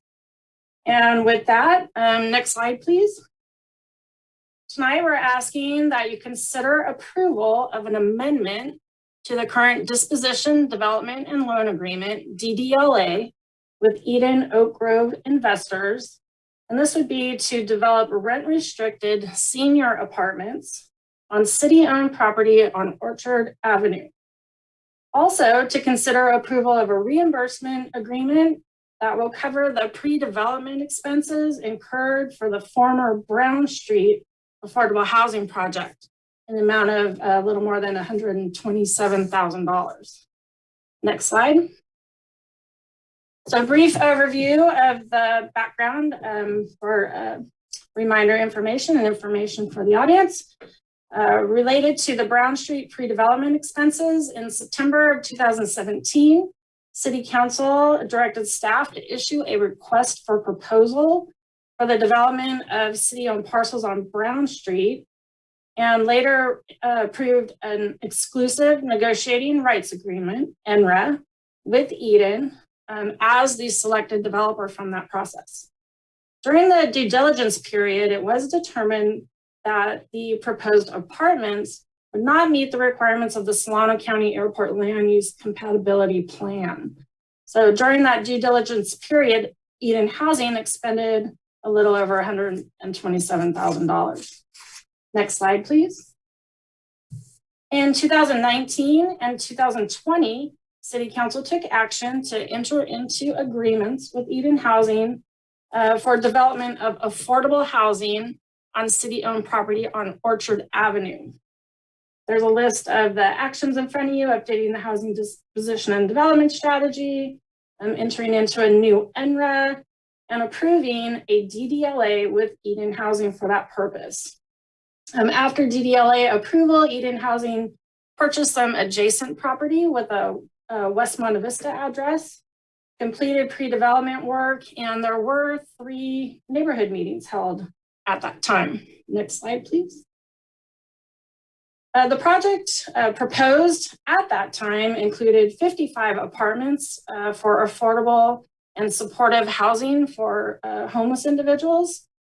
In 2 3-story buildings, it would be 1, 2, and 3 bedroom apartments. During city council meetings in May and also in August, the city council provided feedback and direction to staff regarding the proposed project. And at the October 12th, 2021 city council meeting, staff provided an update that new negotiations began with Eden on an approximately 60-unit apartment complex that would be for senior households with the rents restricted and potential for housing for disabled seniors. Next slide, please. So at this time and before you tonight is the result of staff having completed negotiations with Eden Housing and presenting that to you for consideration. If the amended DDLA is approved tonight, the project would continue with the zone change process that was initiated by City Council. And if that zoning process is approved, that would allow the senior apartments on the city's property and on Eden's property. The project would also continue the process to receive all their other planning entitlement approvals pursuant to state law and, of course, the city's land use and development code. Next slide. So this slide shows the key terms of the amended DDLA. They include a pre-development loan and construction loan of a little more than $4.1 million, plus a loan for the land, and that would be at the appraised value. That appraisal would occur later on in the process to determine that amount. 55 to 60 rent restricted apartments for seniors who are 55 years old or older, including 1-bedroom units and also 2-bedroom units that can accommodate seniors with live-in care providers. All the units would be available to very low income families. And that is households and individuals with 50% of the area median income or below. The 2 buildings are 3-story with 60 parking stalls currently planned, and that is not expected to change. It will be, of course, finalized pursuant to state law and the city's land use and development code through that approval process. Supportive services are going to be provided to assist residents to live independently, and those services would be catered to the needs of a senior community and what they need. And there's a community room space and also outdoor common space included in the project. There are no longer Cap Solano JPA grant funds for permanent supportive housing units. and it does not currently include space for the Boys and Girls Club. The feasibility of space at this location or at the existing apartment complex on Acacia Street adjacent is being considered between Eden and the Boys and Girls Club at this time. Next slide. So tonight staff is recommending that the amended DDLA for these senior apartments to be rent restricted be approved, and that the city manager or his designee be authorized to finalize and execute the documents and implement the amended DDLA. And we're also recommending approval of the reimbursement agreement for the Brown Street expenses that were incurred by Eden. Next slide. The amount requested is $4,150,987 for pre-development and construction loan that would be repaid over time, and $127,623.50 for the Brown Street reimbursement to be paid from the Low and Moderate Income Housing Fund. A portion of the funds will be loaded into the current year department budget, with the remainder to be included in a future department budget. Next slide. So this evening, representatives from the Eden Oak Grove investors, Eden Housing, executive ownership leaders, and property management staff are here to answer any questions you may have for them. And I'm here, of course, as well to answer any questions. And thank you very much. All right, thank you, Emily. Before we move on to public comment, I know the developer would like to make a statement. So go ahead. Yes, good evening. This is Andrea Osgood, Senior Vice President of Real Estate Development for Eden Housing. And thank you tonight for your consideration of this project. Eden, as many of you may know, is a local nonprofit to the Bay Area. We've been around for over 53 years, and we're very committed to Vacaville. And we're thrilled to be selected several years ago to take over stewardship of the Vacaville community housing portfolio. And we've been managing and owning those properties in partnership with the city for quite some time now. And we were also thrilled to be selected to work on the Brown Street development, which is obviously, as Emily detailed, turned into this Oak Grove proposal. We worked quite extensively with the community residents, addressing concerns that folks had about the massing, height, and parking of this project. And I think one major change that we made, obviously, is converting this from a family development to a senior housing development as well, in response to the community and many of the concerns raised by the council. So really excited to bring forward this revised project for your consideration. We've received the support of many residents and local service providers, and we provided support letters from several of these folks, which you should have. And that's it. I also have project staff here that can answer many detailed questions, but we really appreciate your partnership and support on this project. Thank you. Thank you. Pending any further comments from the staff or developer, we'll go ahead and open up for public comment. Starting with Manny Rodriguez is first on the list there.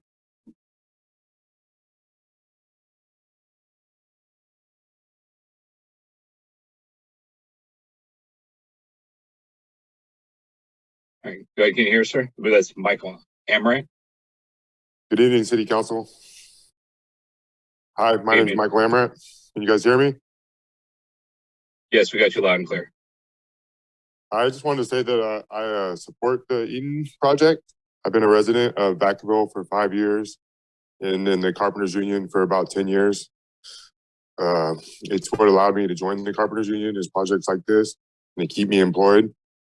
We need more partnerships and commitments like these to make our city move in the right directions. For those reasons, I support Eden Housing and I support the decision to move the project forward. Just want to say thank you for your time and you guys have a good night. Thank you.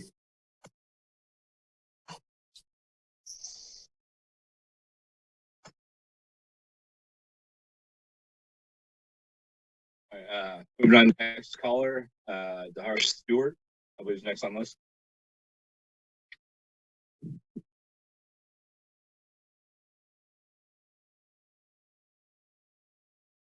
All right. Daria, you have to go ahead and unmute your mic.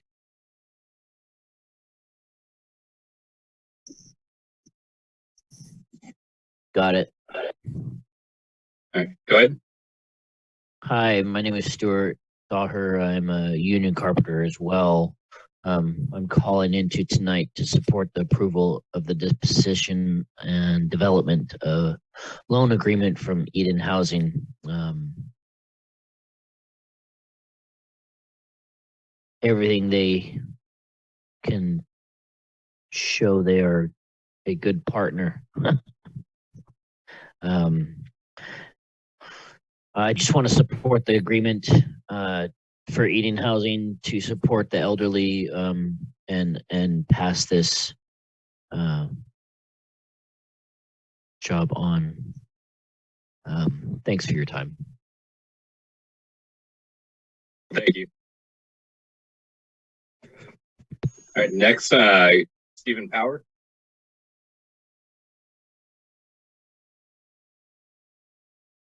Thank you, Mr. Vice Mayor. Just have a couple of comments. One of them, I'm a supporter because I had a union as a tenant for many, many years, and I respect the skill and expertise and hard work of union construction labor. But I'm really troubled to hear the same cast of characters that were all in favor of the previous institutional housing that Eden represents as family housing. It wasn't. It was hardcore, full-blown institutional housing that would have basically, in my humble opinion, damaged a single-family neighborhood, and that's why there was quite a bit of objection to it. So we have the same union carpenters, and I think that they're being, they need to be more discreet or exercise more discretion if they're going to use their sort of reputation as being skilled tradespeople in one direction. They ought to be in favor of appropriate projects. I think that the change to senior housing is appropriate. I'm glad that they'll be employed in that. I think their previous advocacy for really poorly planned institutional housing, it was inappropriate, and I was sorry to see them do that. My second comment is the development business, and I've been in it for a long time, is obviously getting a heck of a lot easier if you're going to be paying Eden Housing's pre-development expenses on an item that should have been on about an afternoon checklist about the aviation easement for the housing there, that you could spend $120,000+ and figure out you couldn't build there due to aviation uses. Is surprising to me. And not only that, as an aviator and user of the airport, I fly over that spot all of the time. I don't even think that conclusion is correct. I actually think that if it were looked at properly, it would be probably a good low density housing opportunity. And I think staff probably erred.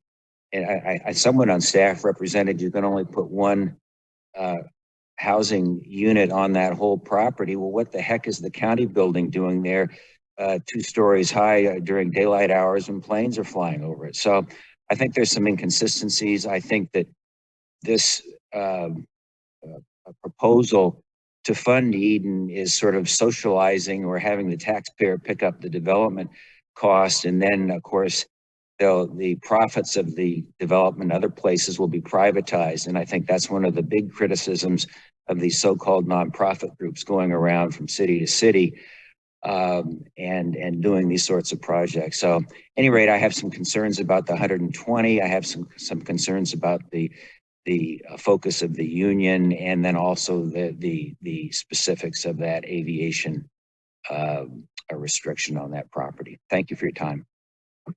All right, thank you. Lori Jones.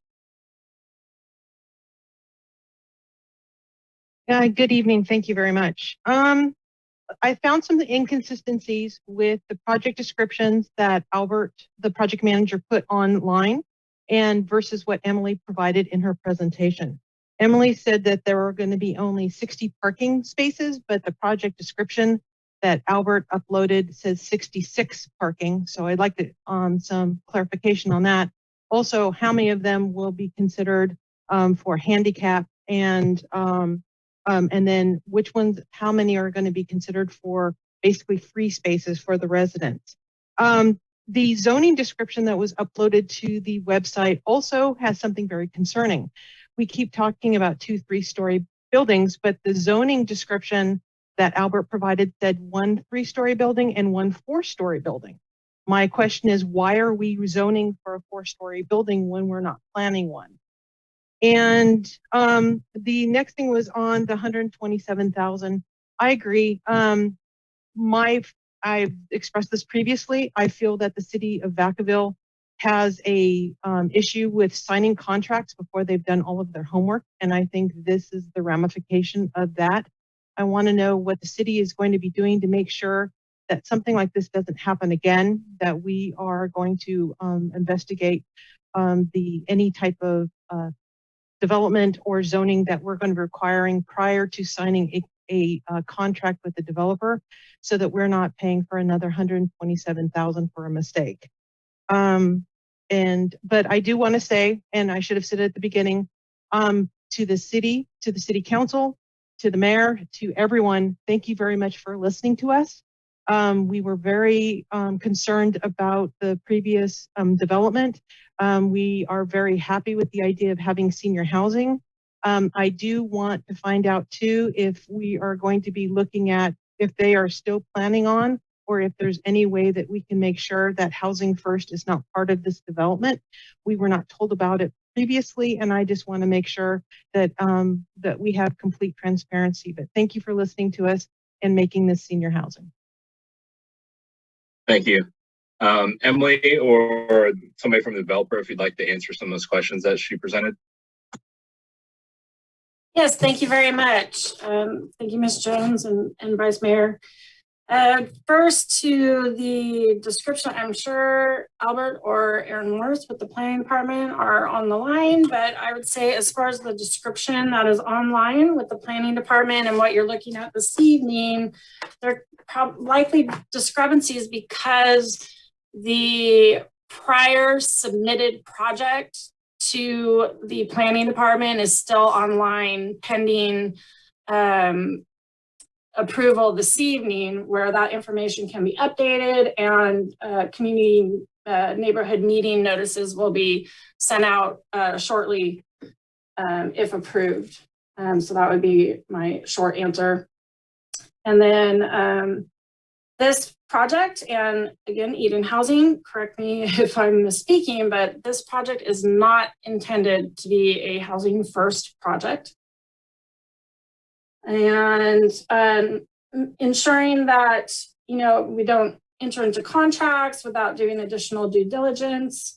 I think that, you know, we will be working closely with all the city departments and ourselves before we issue out an RFP. There are times we will hire a consultant perhaps to help us with some of these efforts. So that could be another avenue. If there are any questions whatsoever, that's a course we could take as well. And hopefully I answered everything. Thank you. Okay. Next is Marion Elkins. Yeah, good evening. I'm going to start by seconding what Mr. Power said. You know, when I heard the first union person come on, I thought, gee whiz, really? We have to endure this again? It's really, really disingenuous of those people to come on and promote whatever is being built by Eden in order for them to get jobs, because he's right. They drug out more people to voice their concerns and their what am I going to say? Their support for the first project, which was not well received by the public. I think this should be up to the citizens of Vacaville, not just in concern of having a job or not having a job. I appreciate that, you know, they want to work. That's great, but it really wasn't pertaining to the subject at hand. Having said that, a little concerned about the parking still, but if we don't lose more parking spaces. There's going to be parking for management. There's going to be disabled parking. People who are 55 years of age drive cars. I'm over 55 and I drive and I intend to drive for quite a bit longer. So, you know, I mean, maybe they don't need enough for everybody to have 2 spaces, but the parking is still slim. And I think that's an issue. I also think that there ought to be a few more 2-bedroom units, and I can appreciate that they probably don't want to do that because it takes up space, but only 4 or 5 2-bedroom units for a couple who is, say, 55 and 58 years of age just seems like it's going to put people off for going there. And we probably have enough seniors that won't make a difference, but if they need somebody to stay, or if they want their grandkids to come and stay, they need another room. I'm sure that a lot of them can do well with 1 bedroom, but I'd like to see at least 10 or 15 units be 2-bedroom apartments. And thank you to Eden and the council for listening to everybody's concerns about the earlier project. That's it. Thank you. All right. Irving Torres. Good evening, Vice Mayor Roberts and honorable members of the City Council. My name is Irving Torres and I work for All Home. All Home is here today to ask the City Council to support the proposed Eden Affordable Senior Housing project. We at All Home are advancing regional solutions, are hoping to disrupt and tackle the issues of poverty and homelessness throughout the 9-county Bay Area. This specific project would not only be able to support low-income senior residents, but it also will help to prevent the potential folks who could be at risk of homelessness, which could result in indirect costs to the city as well as to the county in terms of different types of costs. The Oak Grove project will address critical affordable housing needs, will also help towards achieving your regional housing needs allocation numbers as well. And the Oak Grove project will provide supportive services that will help seniors live independently and thrive. Units and supportive services that's going to assist people with disabilities to live independently, as I mentioned once again, to thrive. And so just lastly, just want to say that the Oak Grove project will improve the neighborhood. The project will develop an infill site currently underutilized with an abandoned swing club, and that future residents will help bolster the economic vitality of the area. So I just want to thank the City Council for your continued leadership in addressing the housing instability exacerbated by the COVID pandemic, and to help support the seniors. Once again, just urge the City Council to continue taking these much needed actions in terms of supporting the very low income seniors in your community. Thank you for your time. Thank you. All right, Eric Padilla. Good evening, Mayor and council members. My name is Eric Padilla. I'm a lifelong resident of Vacaville, and I'm calling in to support this project tonight. Vacaville is in desperate need of senior housing and living wage jobs. This project provides both. My dad is a senior and a veteran, and people like him, they struggle every day due to the shortage of housing for people in his situation due to his age and amount of money he brings in every month. Just hurts watching him struggle, knowing the city can help with projects like this. Eden Housing is committed to this, and I ask that the city commit as well. Thank you for letting me speak. Thank you. Alicia Minion. Hi. First, I wanted to thank council for listening to all the members of the public, and to thank staff for going back to the developer and coming up with a compromise. But I have a few questions. So number one, the request for reimbursement of $127,000 to Eden for the costs that they incurred for their work in analyzing the Brown Street site, the original site that they were trying to propose the affordable housing project to go on. So I don't remember them requesting that in the past. And under the original DDLA, there was a pre-development loan. Did they already do the money to reimburse themselves for that out of the current pre-development loan? And I'm just surprised to see that request now. Why now? Secondly, there's the loan amount, the pre-development loan amount has increased to 3.5 million. The construction loan is 650,987. So I was wondering, how did the staff, along with Eden Housing, come up with that ratio, that allocation? You know, why isn't Eden getting a larger construction loan and a smaller pre-development loan?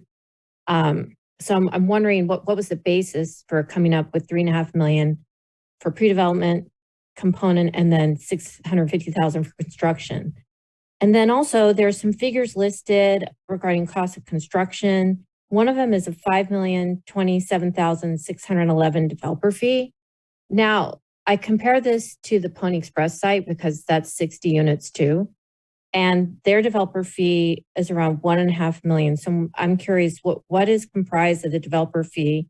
And then overall, the construction cost is around 42 million, but Pony Express, I believe it was around 30 million. So what can you help me reconcile why it's costing so much more to build this particular site? And then also under the initial proposal, Cap Solano had received a few million from Partnership Health, and some of that was granted to Eden for this particular project. I was wondering, did Cap Solano lose that grant money, or is it being used for another project here in Vacaville? I just want to know what's happening with that. And then also, if I have more time, if say not all the units can be rented to a senior 55 and older, is there some provision that it could be rented to anyone as long as they meet that, you know, their income is within the area median income? So what happens to those units that don't get rented to seniors in case there's not, you know, there's vacancy at some point? Thank you. Thank you. If anybody from staff or the developer would like to address Alicia Minion's questions, feel free to do so now.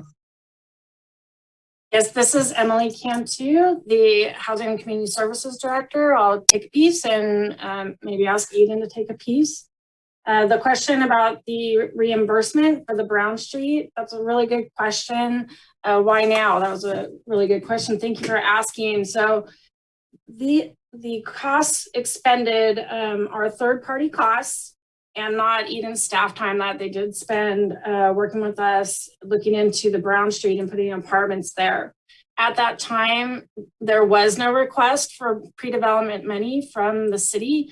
We were negotiating exclusively with them, and we had not entered into the DDLA, which is typically where you're going to see funding committed by the city. So at the time that there were no funds committed by the city. That's why you're seeing that request now.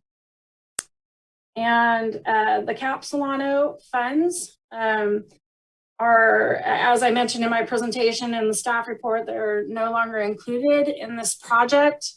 And Eden Housing will need to work with Cap Solano and Partnership Health Plan regarding those funds. They have not been lost or used elsewhere at this point in time that I'm aware of. And then the question about if they're not able to rent to seniors, this will be a senior restricted project for households 55 years or older. So there would be no openings, if you will, or it wouldn't be opened up to a larger or different age group community. And Eden would continue to market those units to seniors until they're full. The construction costs, as far as the pre-development portion, that's determined by the actual projected costs, pre-development costs that are going to be incurred to get them from now to construction, get them, meaning Eden, from now to construction. and just the smaller piece to fill in construction funding where the other funding sources that are currently identified would not fill in. And as far as the cost, every project is a little different. Again, they would use their experience, any bids they may have, estimates from engineers, architects, contractors, working with the carpenters union, or other contractors or labor groups that they may work with on this project to develop their cost for the project. And so that's where those numbers come from. Thank you. All right. Thank you. Manny Rodriguez.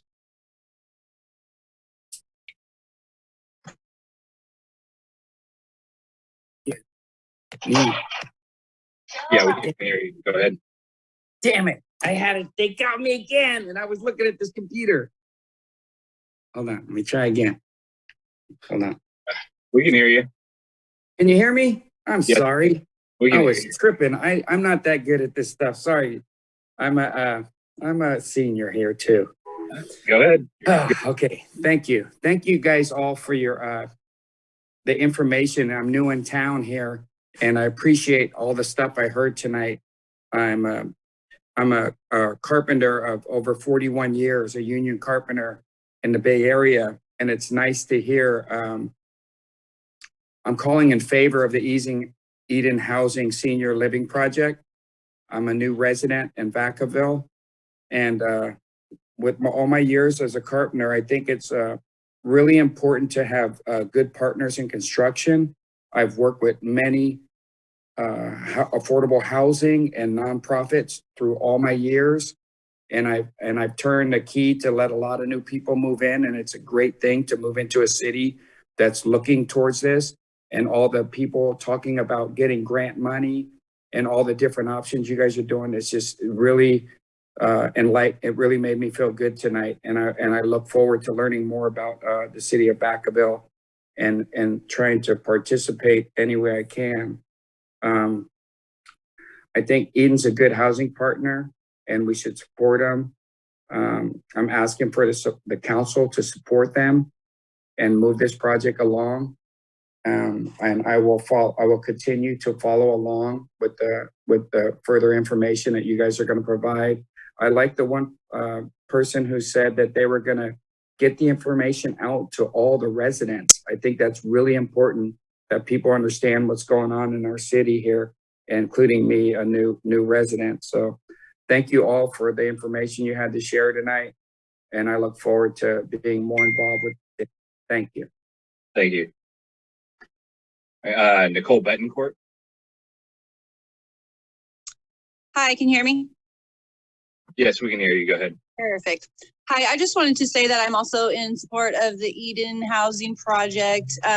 I had a question though. It's kind of, I guess, case specific. I do have an elderly mother, and when she does retire, she's going to be making around $1,000 a month. And I briefly read over something that said between 13 and 38,000 is the medium income level, I guess, to be into those apartments. I'm just wondering, like, if that was lower, you would be able to help a lot of the homeless people that are around town, the 109 that you guys were talking about.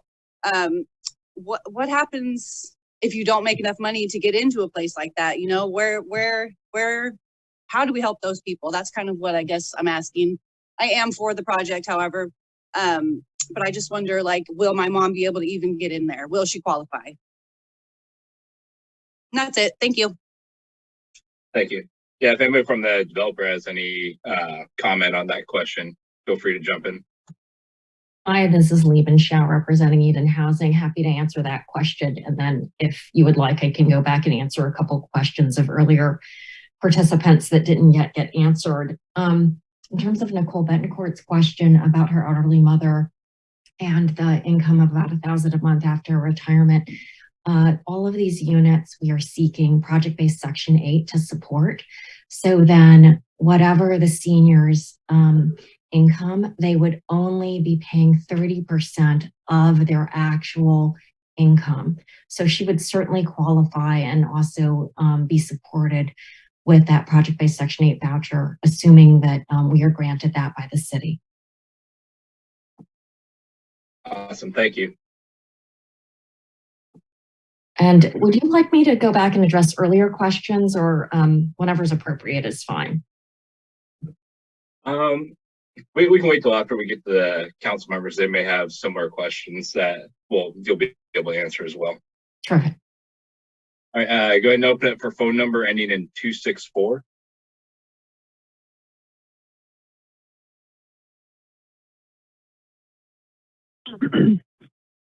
Yes, excuse me. Hello.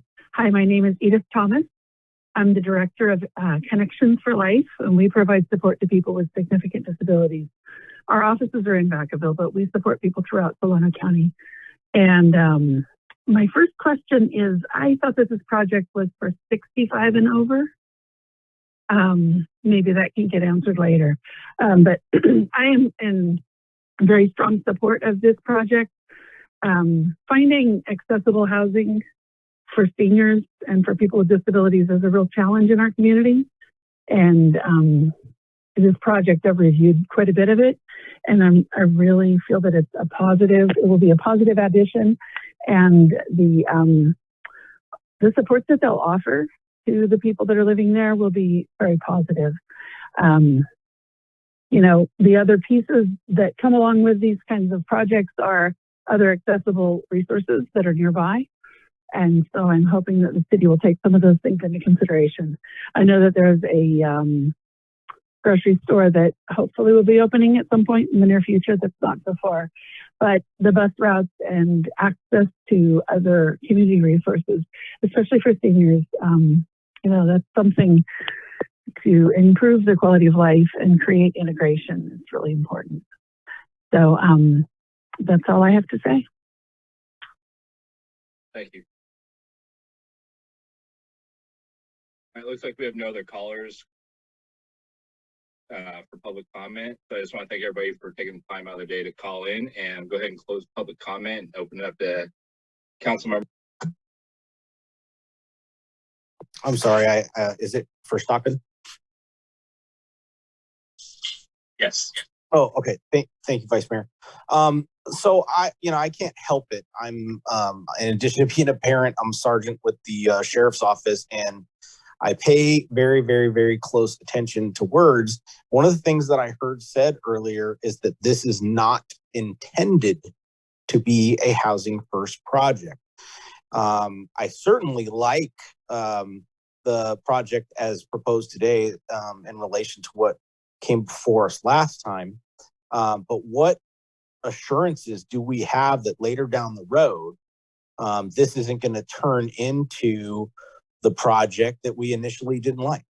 Is there anything that prevents it from becoming a low-income family project and housing first project like before?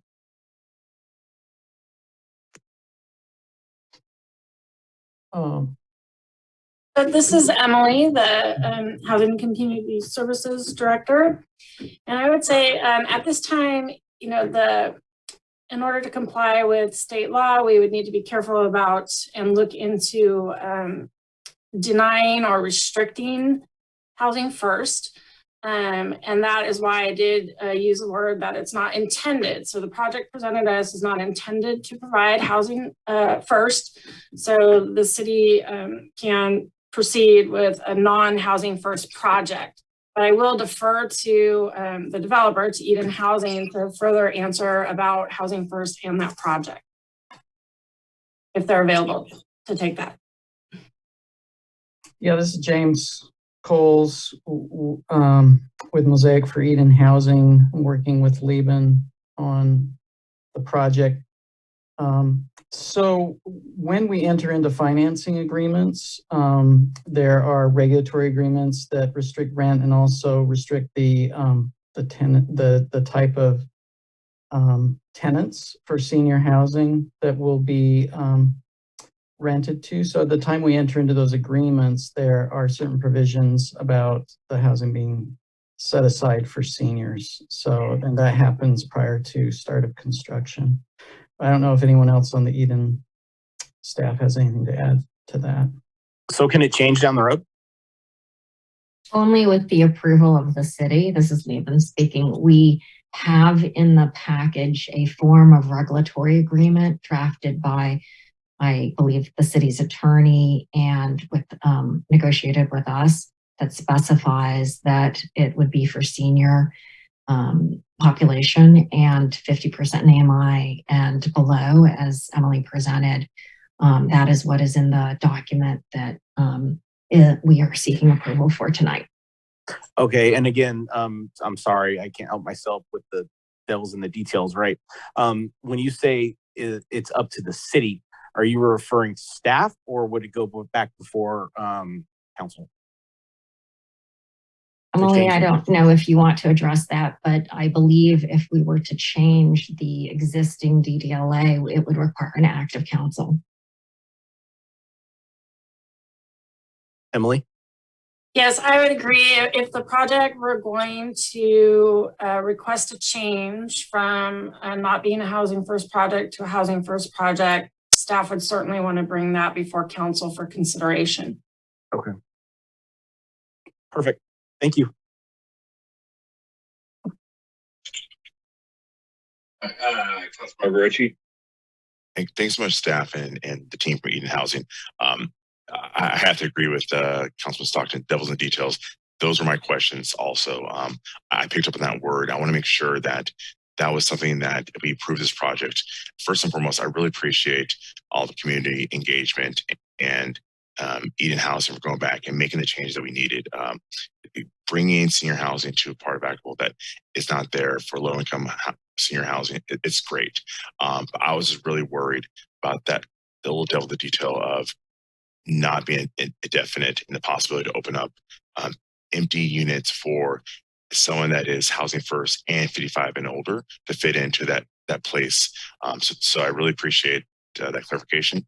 But that's, I just really wanted to touch on that and not echo anything more that's said, but that was my main concern. I think it's a great project, and the fact we have parking in the area, and it's good. It's a great infill, and it's going to spread out housing throughout Vacaville, where now all senior housing is not kind of allotted in the Leisure Town and District 2. You're going to see senior housing in other parts of Vacaville. So I love the way we're going in the direction.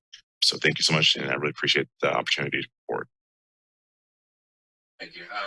Councilmember Silva. Thank you. Emily, can you clarify if we can add verbiage based on your interpretation you said of state law? If we can have verbiage in this contract that would say that this will not include a housing first model to honor the council's past decision?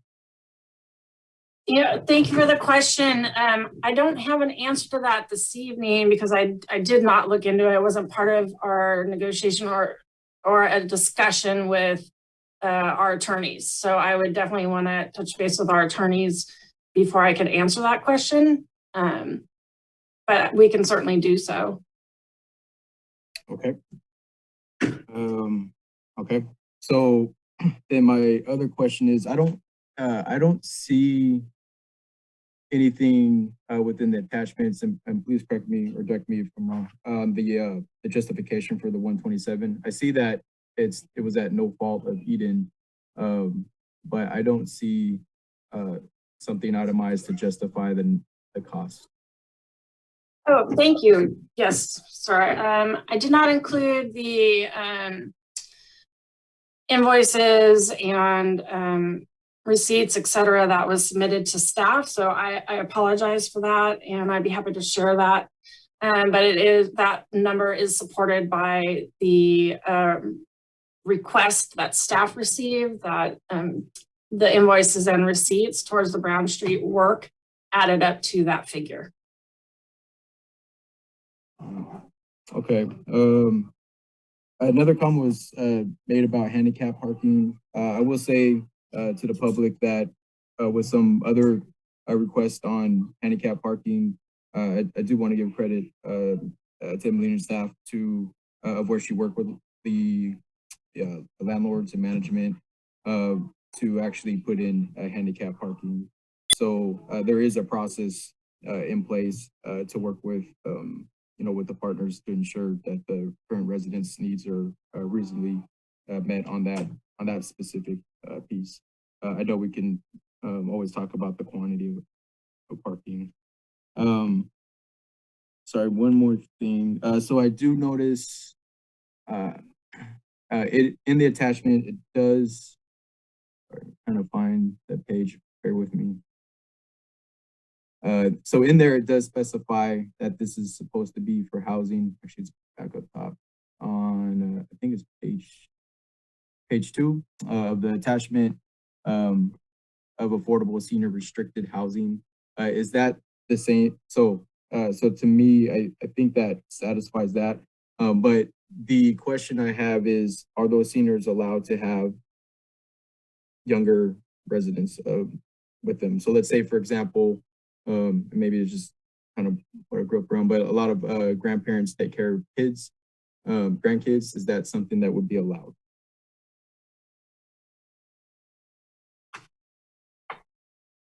This is Emily, again, the Housing and Community Services Director, and I believe that is allowed, but I would rather defer to Eden to verify my understanding, please. Jared, would you like to answer that question from Eden? Yeah, Eden Housing has a very great policy in regards to guests and all that other stuff. Depending on a minor child, are you asking if they can come visit, or are you asking if they can stay at a senior complex? If they may reside as well.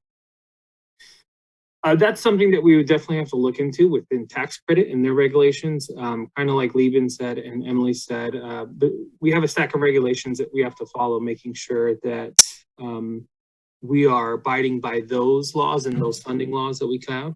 However, though, in regards to guests actually visiting and staying, we do not have a problem with that as a management company, as long as we're aware of it beforehand, and we create a plan with that resident, making sure they understand how long that guest can stay and not stay. And this is Andrea. I'll also add, though I'm not in property management, but I do know that depending on the funding source, what is required can be just one individual from the household has to meet that age requirement. So either the 55 or 62 years. And so if that person or that household does have a child that lives with them, there's nothing that would preclude us under certain funding programs allowing that child to live in the development. It's very rare that children live in senior developments, but it has happened occasionally, as I understand it. And then my last question is, I don't see the length of time that Eden would be required to provide senior housing. Can someone please clarify that for me? Yes, thank you. The requirement will be 55 years. Okay, thank you. That's all I have for now. Councilmember Silva, I realized that one of your other questions wasn't yet answered. This is Levin speaking again. And to answer your earlier question, we are required to have 3 accessible parking spaces. In addition to that, 10% of the parking spaces must be EV charging capable. In other words, they're pre-wired. And one of those 10% needs to be of adequate size to accommodate an accessible requirements, though it does not need to be striped or marked as ADA, it just has to be larger. So there would be 4 accessible spaces, with 3 of them specifically marked as accessible, and then one EV one that would be large enough to accommodate an accessible vehicle. But there's nothing to stop, or there. I guess my point was that my point was that city staff has worked with the landlords or management groups to accommodate certain requests of residents for specifically handicap parking in proximity to the resident. Yes, and Eden does do that. We'll work with the residents to ensure that the residents who need the accessible accommodation will have it. Thank you. Thank you, Councilmember Sullivan. Thank you, Vice Mayor. Appreciate it. First, I just wanted to thank the public. I think this has been one of the most engaged topics we've had probably in the last year or two. And I just really appreciate their public advocacy being so involved, doing all their homework, all the phone calls, all the emails. I think it's a great example of what can happen when the development community, the public, and the city partner and really listen and really try. I also really want to thank staff and the Eden team. I know we ran you through the ringer. I know there were probably many moments when you were ready just to run away from this deal and burn it all down. And I know it's been a long time coming. At the end of the day, there is probably, unfortunately, a senior tonight sleeping in their car that could use these units, or a senior that is on the verge of eviction. And so I'm just so proud that we're getting to this point. It's not like we'll build this and all of a sudden the need will be there. The need is there this evening on a very cold evening nonetheless. A couple comments that I wanted to ask on or had comments on were sort of answered. So the time frame for the senior housing, 55 years, that's great. I'm glad you answered that. There were 2 points I wanted to point out just for kind of public edification, because I've had a lot of questions on this particular instance. One of the questions was on unit increases. So obviously there's more units in this current proposal than the last proposal. Reason being, we've eliminated several larger bedroom units and increased more single units. So even though the unit mix has gone up, the people count should go down. Is that a correct statement, Emily? Yes, I'd say that's a reasonable conclusion, because there's going to be primarily 1-bedroom units where you typically have 1 or 2 people, and a handful of 2-bedroom units where you could have more, where the family project had 1, 2, or 3-bedroom units that could have up to 6 people in a unit potentially. So yes. Awesome, thank you. And more cars as well. So I just wanted to point that out. It sounds bigger, but it's actually not. It's less people, slightly more units, and less cars.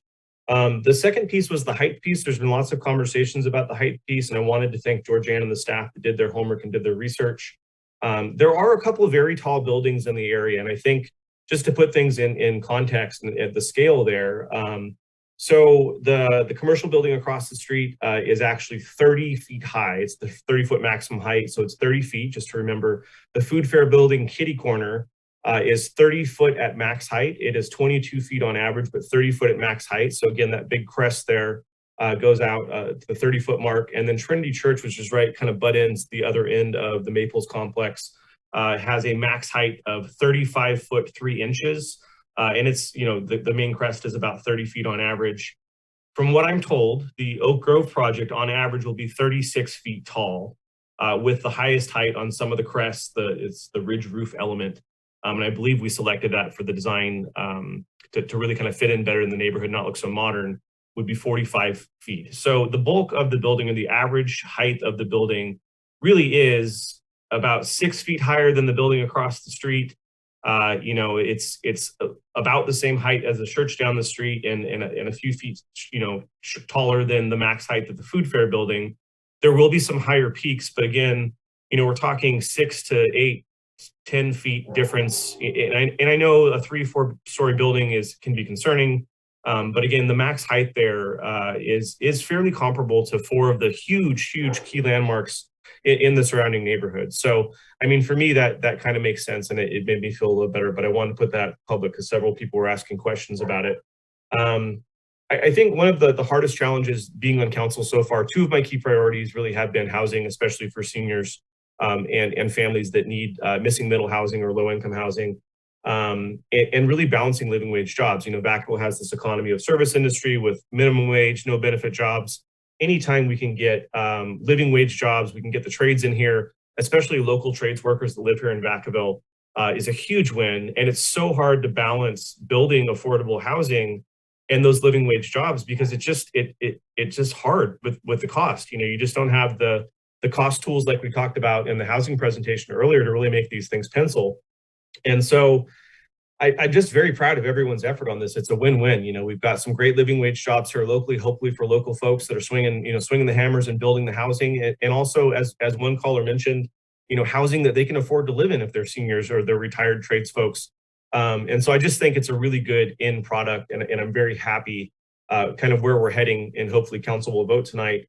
I also wanted to really quickly just, keep this on council's mind. Even though tonight we'll probably declare victory, I'm very excited about this project and I hope we pass it. We could probably still use a dozen more of these projects across town. and still have a massive need in Vacaville, and still have seniors sleeping in their cars, and still have seniors precariously housed. So the war is not won. This is one battle. It's an amazing project, and in conjunction with Pony Express, which we just launched as well, and we built more senior housing in the last 2 years than probably the last 10. Very exciting, but we have a ton more work to do, and we got to keep finding projects like this, especially if we can listen to the neighbors, get good living wage jobs, and produce something that our Vacaville seniors that we love and cherish so need. So just really excited about the whole project, and that is my comment. Thank you. Councilmember Wiley. Yes, just a couple of things. I wanted you to clarify the question from Ms. Thomas. If you did, maybe I missed it. So it is going to be 55 and older, not 65. Is that correct? This is Emily, the Housing and Community Services Director. Yes, the residents targeted and that will live there will be 55 years and older. All right. And then I just wanted to ask the question. I mean, there were several things that came up about, what if we have vacant apartments and things? Do you have any idea, like how many people are currently on a waiting list for affordable housing in the senior range?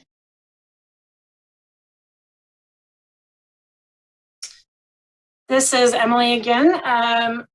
I do not have a specific number of seniors on our Section 8 waiting list to give to you tonight, but I'm happy to get that information to you.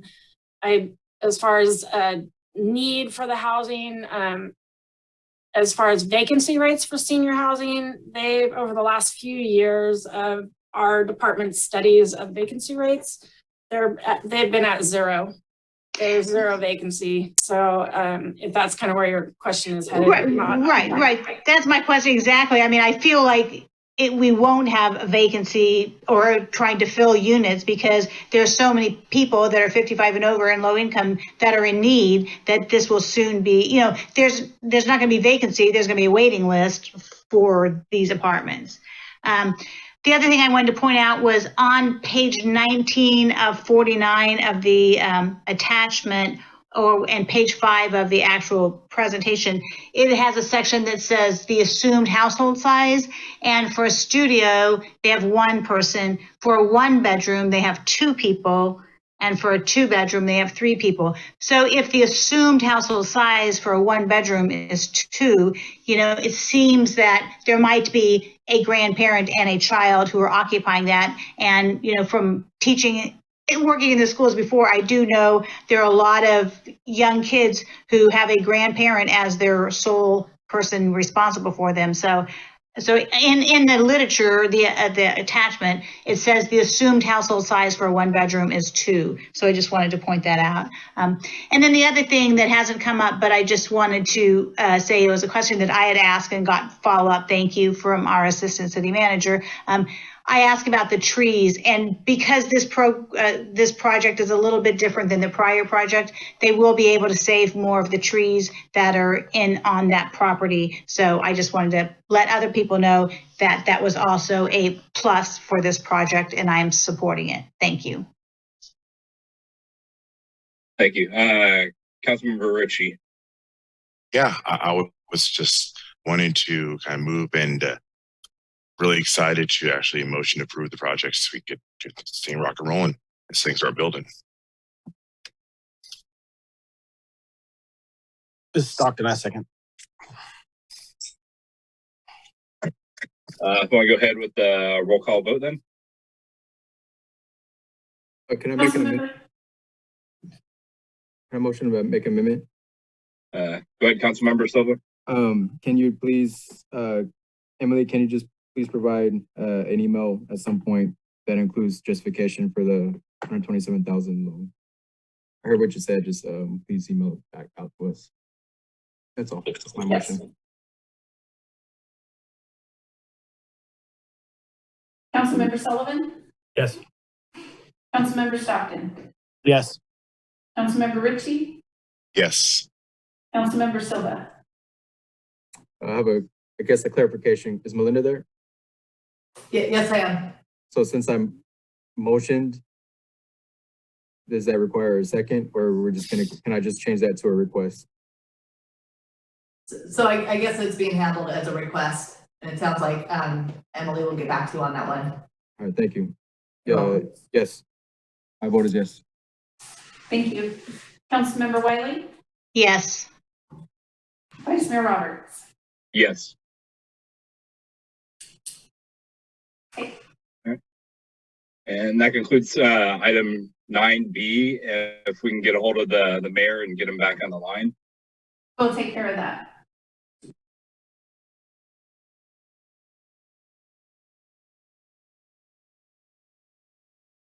Jason, as a rite of passage for new vice mayors, you have to sing us a song while we're waiting for Ron. I don't recall you singing a song. I was muted. I messed up. I was muted when I sang. Yeah, while we're waiting, if we want to go ahead and start loading up the presentation for item 9C, so it's good to go for when the mayor gets online.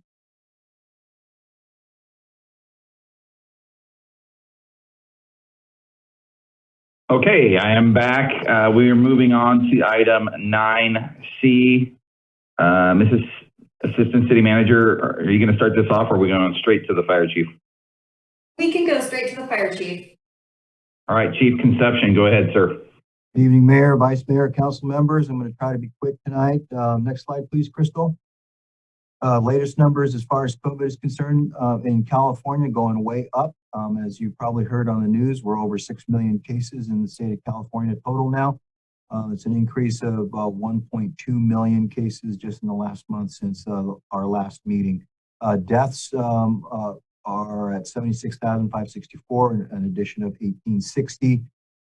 Here's the shocking number, really. The 7-day positivity is at 22.4 as of this morning. That's an increase of 1.2% from last week, but this number as of the last council meeting in December was at 2%. So that's quite an increase as far as the 7-day positivity is concerned. In Solano County, 52,436 cases. The number of active cases is a key number here, 1,143 active cases. It's an increase of 920 active cases as opposed to the last time we had a council meeting. Also, the number of people hospitalized, there's 103 hospitalized. That's 88 more than last month.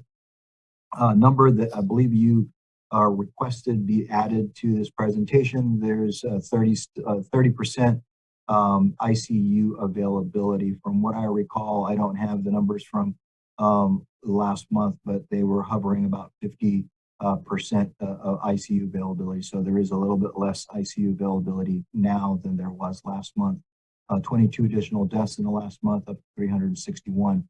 And in Solano County, 7-day positivity at near 21%, increase of 4.0% from last week. But again, that positivity rate was hovering about the 2% rate last month in our last meeting. Vacaville, we're up to 13,622 cases. Next slide, please, Crystal.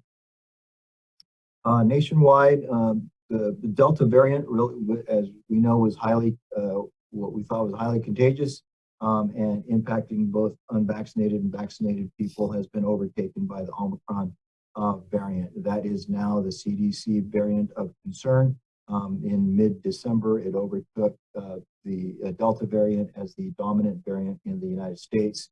Although officially, according to the CDC, they are still uncertain as how easily it spreads. Everything that I've read and I've seen in the news is that the Omicron variant spreads much more easily and is suspected to be not as virulent. So the severity of illnesses is not as bad as the Delta variant. But again, officially, according to the CDC, those are all still uncertain.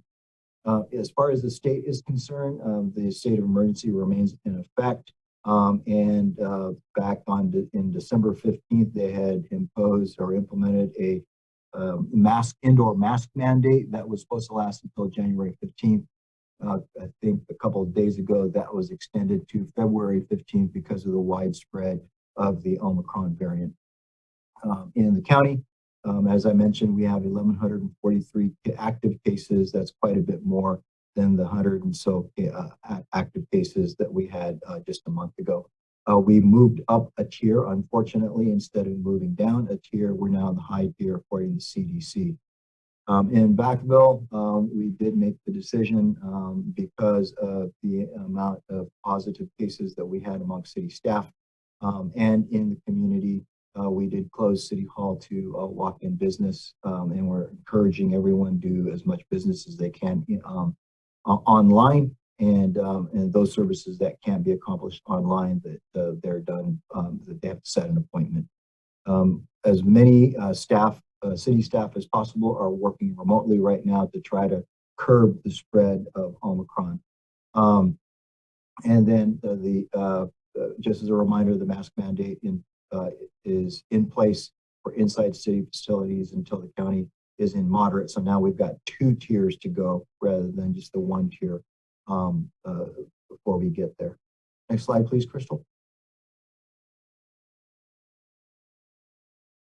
And as a reminder, every 30 days, the council has to renew the resolution 2021-088, which was originally adopted on October 5th, that allows for remote meetings under AB 361. This resolution has to be renewed every 30 days. And if you decide to renew the resolution tonight, that extends remote meetings for the city through February 10th of 2022. Next slide. Our recommendation is by simple motion, adopt the subject resolution, renewing resolution 2021-088, which allows remote meetings. That is the end of my presentation. As a reminder, our city attorney, Melinda, is online to answer any, Melinda Stewart is online to answer any questions if you have any regarding the resolution. Thank you, Chief. I'm going to go open up public comment. I see no hands for public comment. I'm going to close public comment, bring it back to council for motion. Sullivan, all motion. Wiley, I'll second. Roll call vote, please. Councilmember Stockton. No. Councilmember Ritchie. Yes. Councilmember Silva. Yes. Councilmember Wiley. Yes. Vice Mayor Roberts. Yes. Councilmember Sullivan. Yes. Mayor Roulette. Yes. All right, we will move to, it's supposed to be reports of the city manager, but our city manager out tonight. We have reports of assistant city manager. It's deputy city manager, but nothing to report tonight, Mayor. Okay, thank you very much. Reports of city council. I'm gonna go ahead and run through this list. I'm sure there's people that want to speak.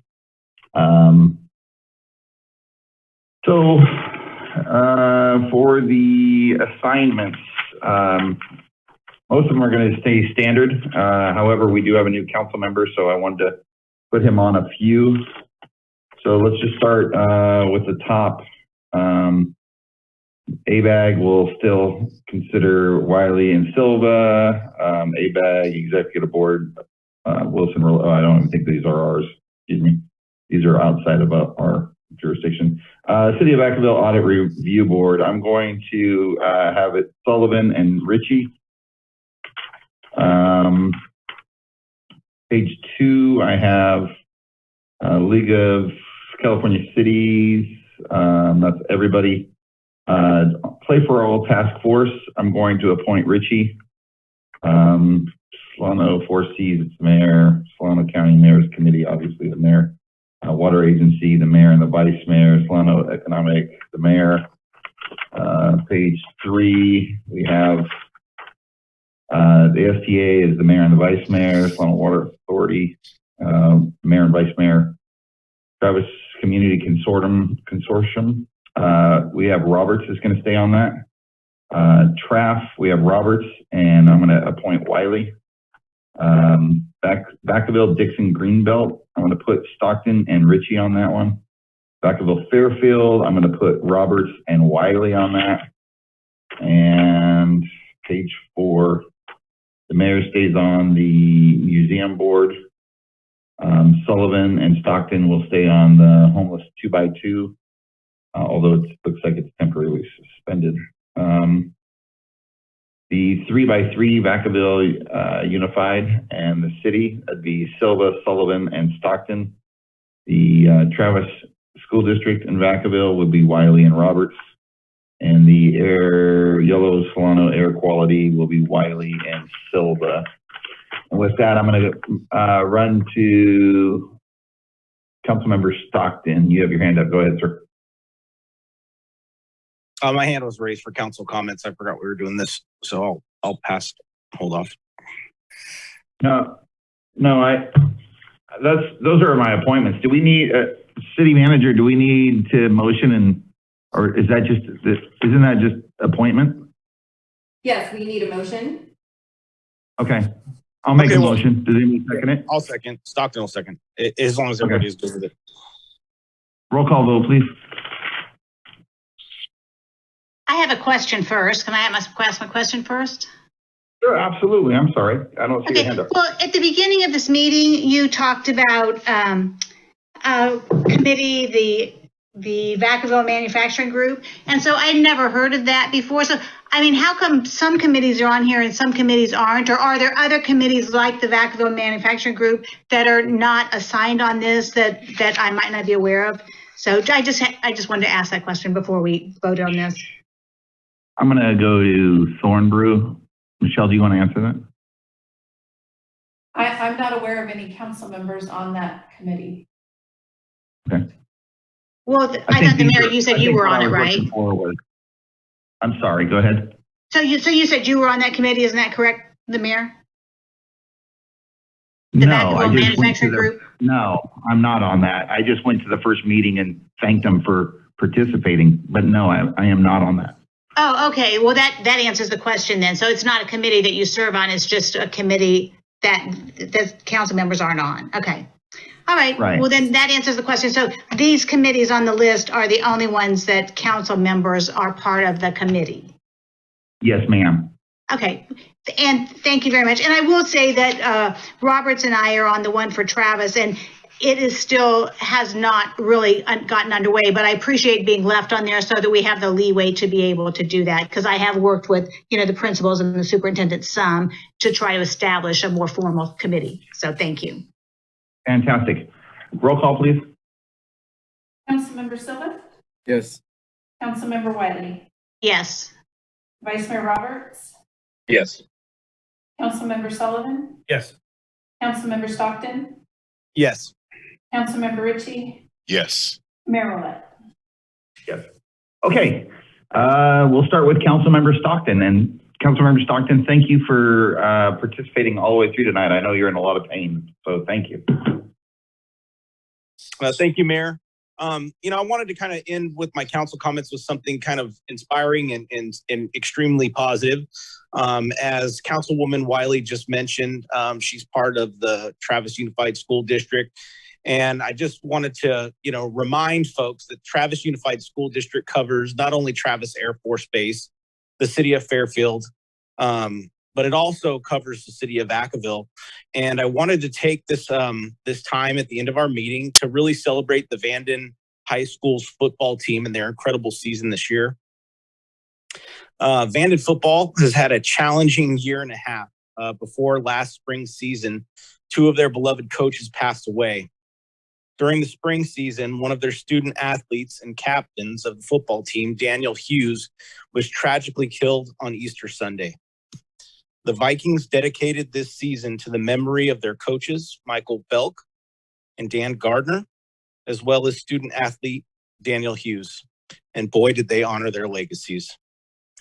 The Vanden High School football team went 4-1 in the MEL, 13-2 overall, which ties the school record for most football wins in a season. The Vanden Vikings also won the San Joaquin Section Division IV Championship, their fourth in school history, as well as the CIF Division III AA Northern Regional Championship, their first in school history. And to top it off, they also won the CIF Division III AA State Championship, the second in the second in school history. I just want to congratulate them. We have a lot of students and parents and people in Vacaville that send their kids to school there. And I just wanted to let them know that Vacaville's proud of them. That's a lot to go through for high school kids. And I'm really, really excited to see that they had such a great and inspiring season. And that's all I have. Thank you, sir. Very nice. Vice Mayor Roberts, go ahead, sir. Yeah, thank you. Last month, Councilmember Ritchie and I had the opportunity to sit down with the former State Assembly member Jim Frazier and member from the North Bay Regional Medical regarding the IDD community, which is the intellectual and developmental disabilities. And they brought to us an issue that they've been running into. It's been an ongoing one for decades, especially since we're starting to get into the diversity, equity, and inclusion. This demographics often forgot about is possibly work with the city and look at the city's hiring practices to help open that up to people that don't always fit in or can't always apply through or are comfortable with the hiring practices or can easily navigate it.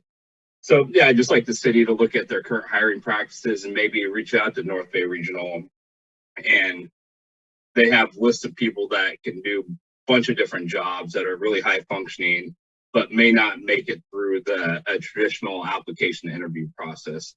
So as we progress through this diversity, equity, inclusion aspect, that we start looking at this demographic as well and see what they can do. And that's all I have. Thank you. Awesome. Thank you very much. Councilmember Sullivan. Yeah, thank you, Mayor. I'd like to invite the entire council and the staff and the whole city of Vacaville on Martin Luther King Jr. Day on Monday, this coming Monday, the 17th. There is a celebration in the park, Andrews Park, up at the band shell. I didn't know it was called a band shell, but I learned a new word and now everyone knows what a band shell is. It starts at noon. It goes till 2 o'clock. It's being sponsored by the Downtown Vacaville Business Improvement District, the Tri-City NAACP, and a social media group called the Vacaville People's Forum. It will feature a series of speakers from different groups throughout the community, a couple local elected officials, I believe, from the city and the school district, as well as a really amazing, cute, and powerful presentation by local kids reading Dr. King's I Have a Dream speech. So hopefully we'll see you guys out there on Monday at noon to 2 o'clock. It's outside, it's socially distanced. They're requesting folks wear masks, and hopefully it'll be a good, safe day of community unity and Vacaville love on Monday. So hope to see you guys there. Councilmember, I appreciate you bringing that up. I am unable to attend that, but I thought it was fantastic last year. I'm so glad they're carrying it on this year. And I'm super disappointed that I won't be able to make it this year, but I'm glad you brought it up. Councilmember Silva. Thank you. So real quick, I had the pleasure of attending the swearing-in ceremony for Ian Smuchler, our new chief. I want to thank Chief Alio for his service. I think anytime you go from a San Francisco fan to a Raider fan, it's a good day. So I appreciate that. I know that was a long process and a lot of effort that went into making that decision. So looking forward to continuing to build upon that as we strengthen our community. Along with that, I really want to put out to the entire city that on February 26th, there'll be some announcements made for some community input on a community garden that'll be installed at the Hispanic Baptist Church off of Brown Street. So this, the garden that's kind of been, revitalized there on Rocky Hill Road has brought life in more than ways, not just the produce, but it's brought out monarchs and other different type of pollinators and really help bring the community together. So every Saturday, between 3 to 4 Saturdays, beginning March 5th, there's going to be installation process going in place. This is all in collaboration with, or really being spearheaded with, by Sustainable Solano. So they've been helping out quite a bit this past year, and a lot of us are really excited about it, but we're definitely going to need some help with different aspects of installation and cooking food. That's it. Oh, sorry, one more thing on that. Sustainable Solano also has a scholarship or an internship available where it's targeted for high school students. There's a series of 10 different courses. It'll help the high school age group out, understanding how to garden, how to produce food. That's great knowledge to be able to pass on, not just, not to use for yourself, but to pass on to others. There is, again, a $500 stipend associated with that. And part of that is to do different community service projects, which include this particular project. So if anybody out there knows any high school students that may be interested, please have them check out sustainablesolano.org. There's more information there to apply. Thanks. Thank you. Councilmember Ritchie. Thank you so much. I kind of actually want to echo both what Nolan said and Councilman Silva. I had the amazing opportunity to attend the ceremony with Venus Messler, and it was a great experience. It was wonderful to see the family there supportive, someone that's been in the community for so long and kind of gone through the ranks. We have an amazing thing here in Vacaville. It was amazing and challenging. I know there was a hard decision for the city manager, but looking over all the command staff, and you're able to kind of see the look in their eyes, and it felt like everyone's aiming the right direction. They're all locked in step, firing all cylinders, and we're able to go forward in Vacaville with a new leader and someone's from the community, knows the community. And it was really special to see that energy in the room, that they feel like they were all in unison and have a great feeling of their new leader, someone that knows the community. And really, hopefully, we're going to be going forward and just really making sure that we serve the community in the way in which we all expect. And I know it's going to happen. It was an honor to be there and a part of that situation. When it comes to the event in the park, and Nolan is right. It's an amazing event. I really wish people can partake in it and come to the community and kind of leave politics aside, divisiveness, and just celebrate a great man who lived and then died for the pursuit of making sure everyone feels equal and equality. And our country, we're currently living that right now. I mean, we're coming together. There's pockets of hot messes, but in general, we're seeing his dream lived out more and more. Nothing's complete, nothing's perfect, but we're going the right direction, City of Vacaville. And I cannot tell you how much I appreciate them putting this event on, but just please respect the man and please leave politics or your opinions out of it. He's someone that came and died to make this country better. So I think it should be celebrated in Vacaville as just someone that's really gave his life to make the community and the world better.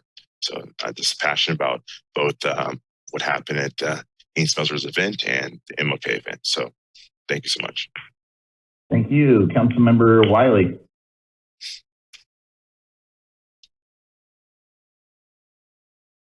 Councilmember Wiley? Yes, You're sorry. muted. Okay, now can you hear me? All right. I just wanted to say that the beginning of 2022 ended very well last week. On Thursday, there was a ceremony at I-505 and Vaca Valley Parkway, and we were lucky to have Congressman Mike Thompson and Congressman John Garamendi speak with us, and we had county supervisors and city council for the just the unveiling and the recognition of the 505 Vaca Valley Parkway multimodal project, which will be getting underway probably next year and finishing in 2025. And that will be a really good thing for Vacaville and the infrastructure and being able to bring more businesses in and really make improvements there. So it was great to have our congressman there in Vacaville. And then on Friday, I also attended Chief Smutzler's swearing in, and I think that's a big step forward for Vacaville as well. And finally, we talked tonight about getting a lot of input and how it really helps the council. So I want to encourage anyone who's interested to look for those applications to be a planning commissioner or a Parks and Rec commissioner. They are online on the city website, and they can fill that out. And I have talked to a couple people who are interested, so I just want to really encourage people to look at that and see if they can step forward and help Vacaville. And we'll have one commissioner per district, so that will be good. So thank you very much. Thank you. And lastly, I would like to thank all of our Vacaville police officers this week. That was Law Enforcement Appreciation Day. I don't believe that it should just be one day. I believe it should be every day. We appreciate everything our Vacaville police officers do for our community.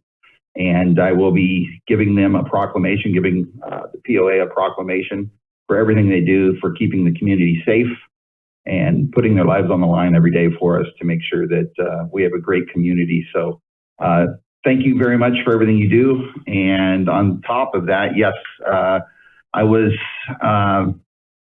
very excited to swear in Chief Smutzler, and we wish him all the luck in the world. And we know he's going to do a fantastic job. In my speech, I said he's one of Vacaville's finest, and I do believe that. So congratulations, Chief. I know you're out there probably listening to us tonight, and you know, make us proud. And with that, we're going to go to closed session, and there will be nothing to report tonight. So good night, Vacaville.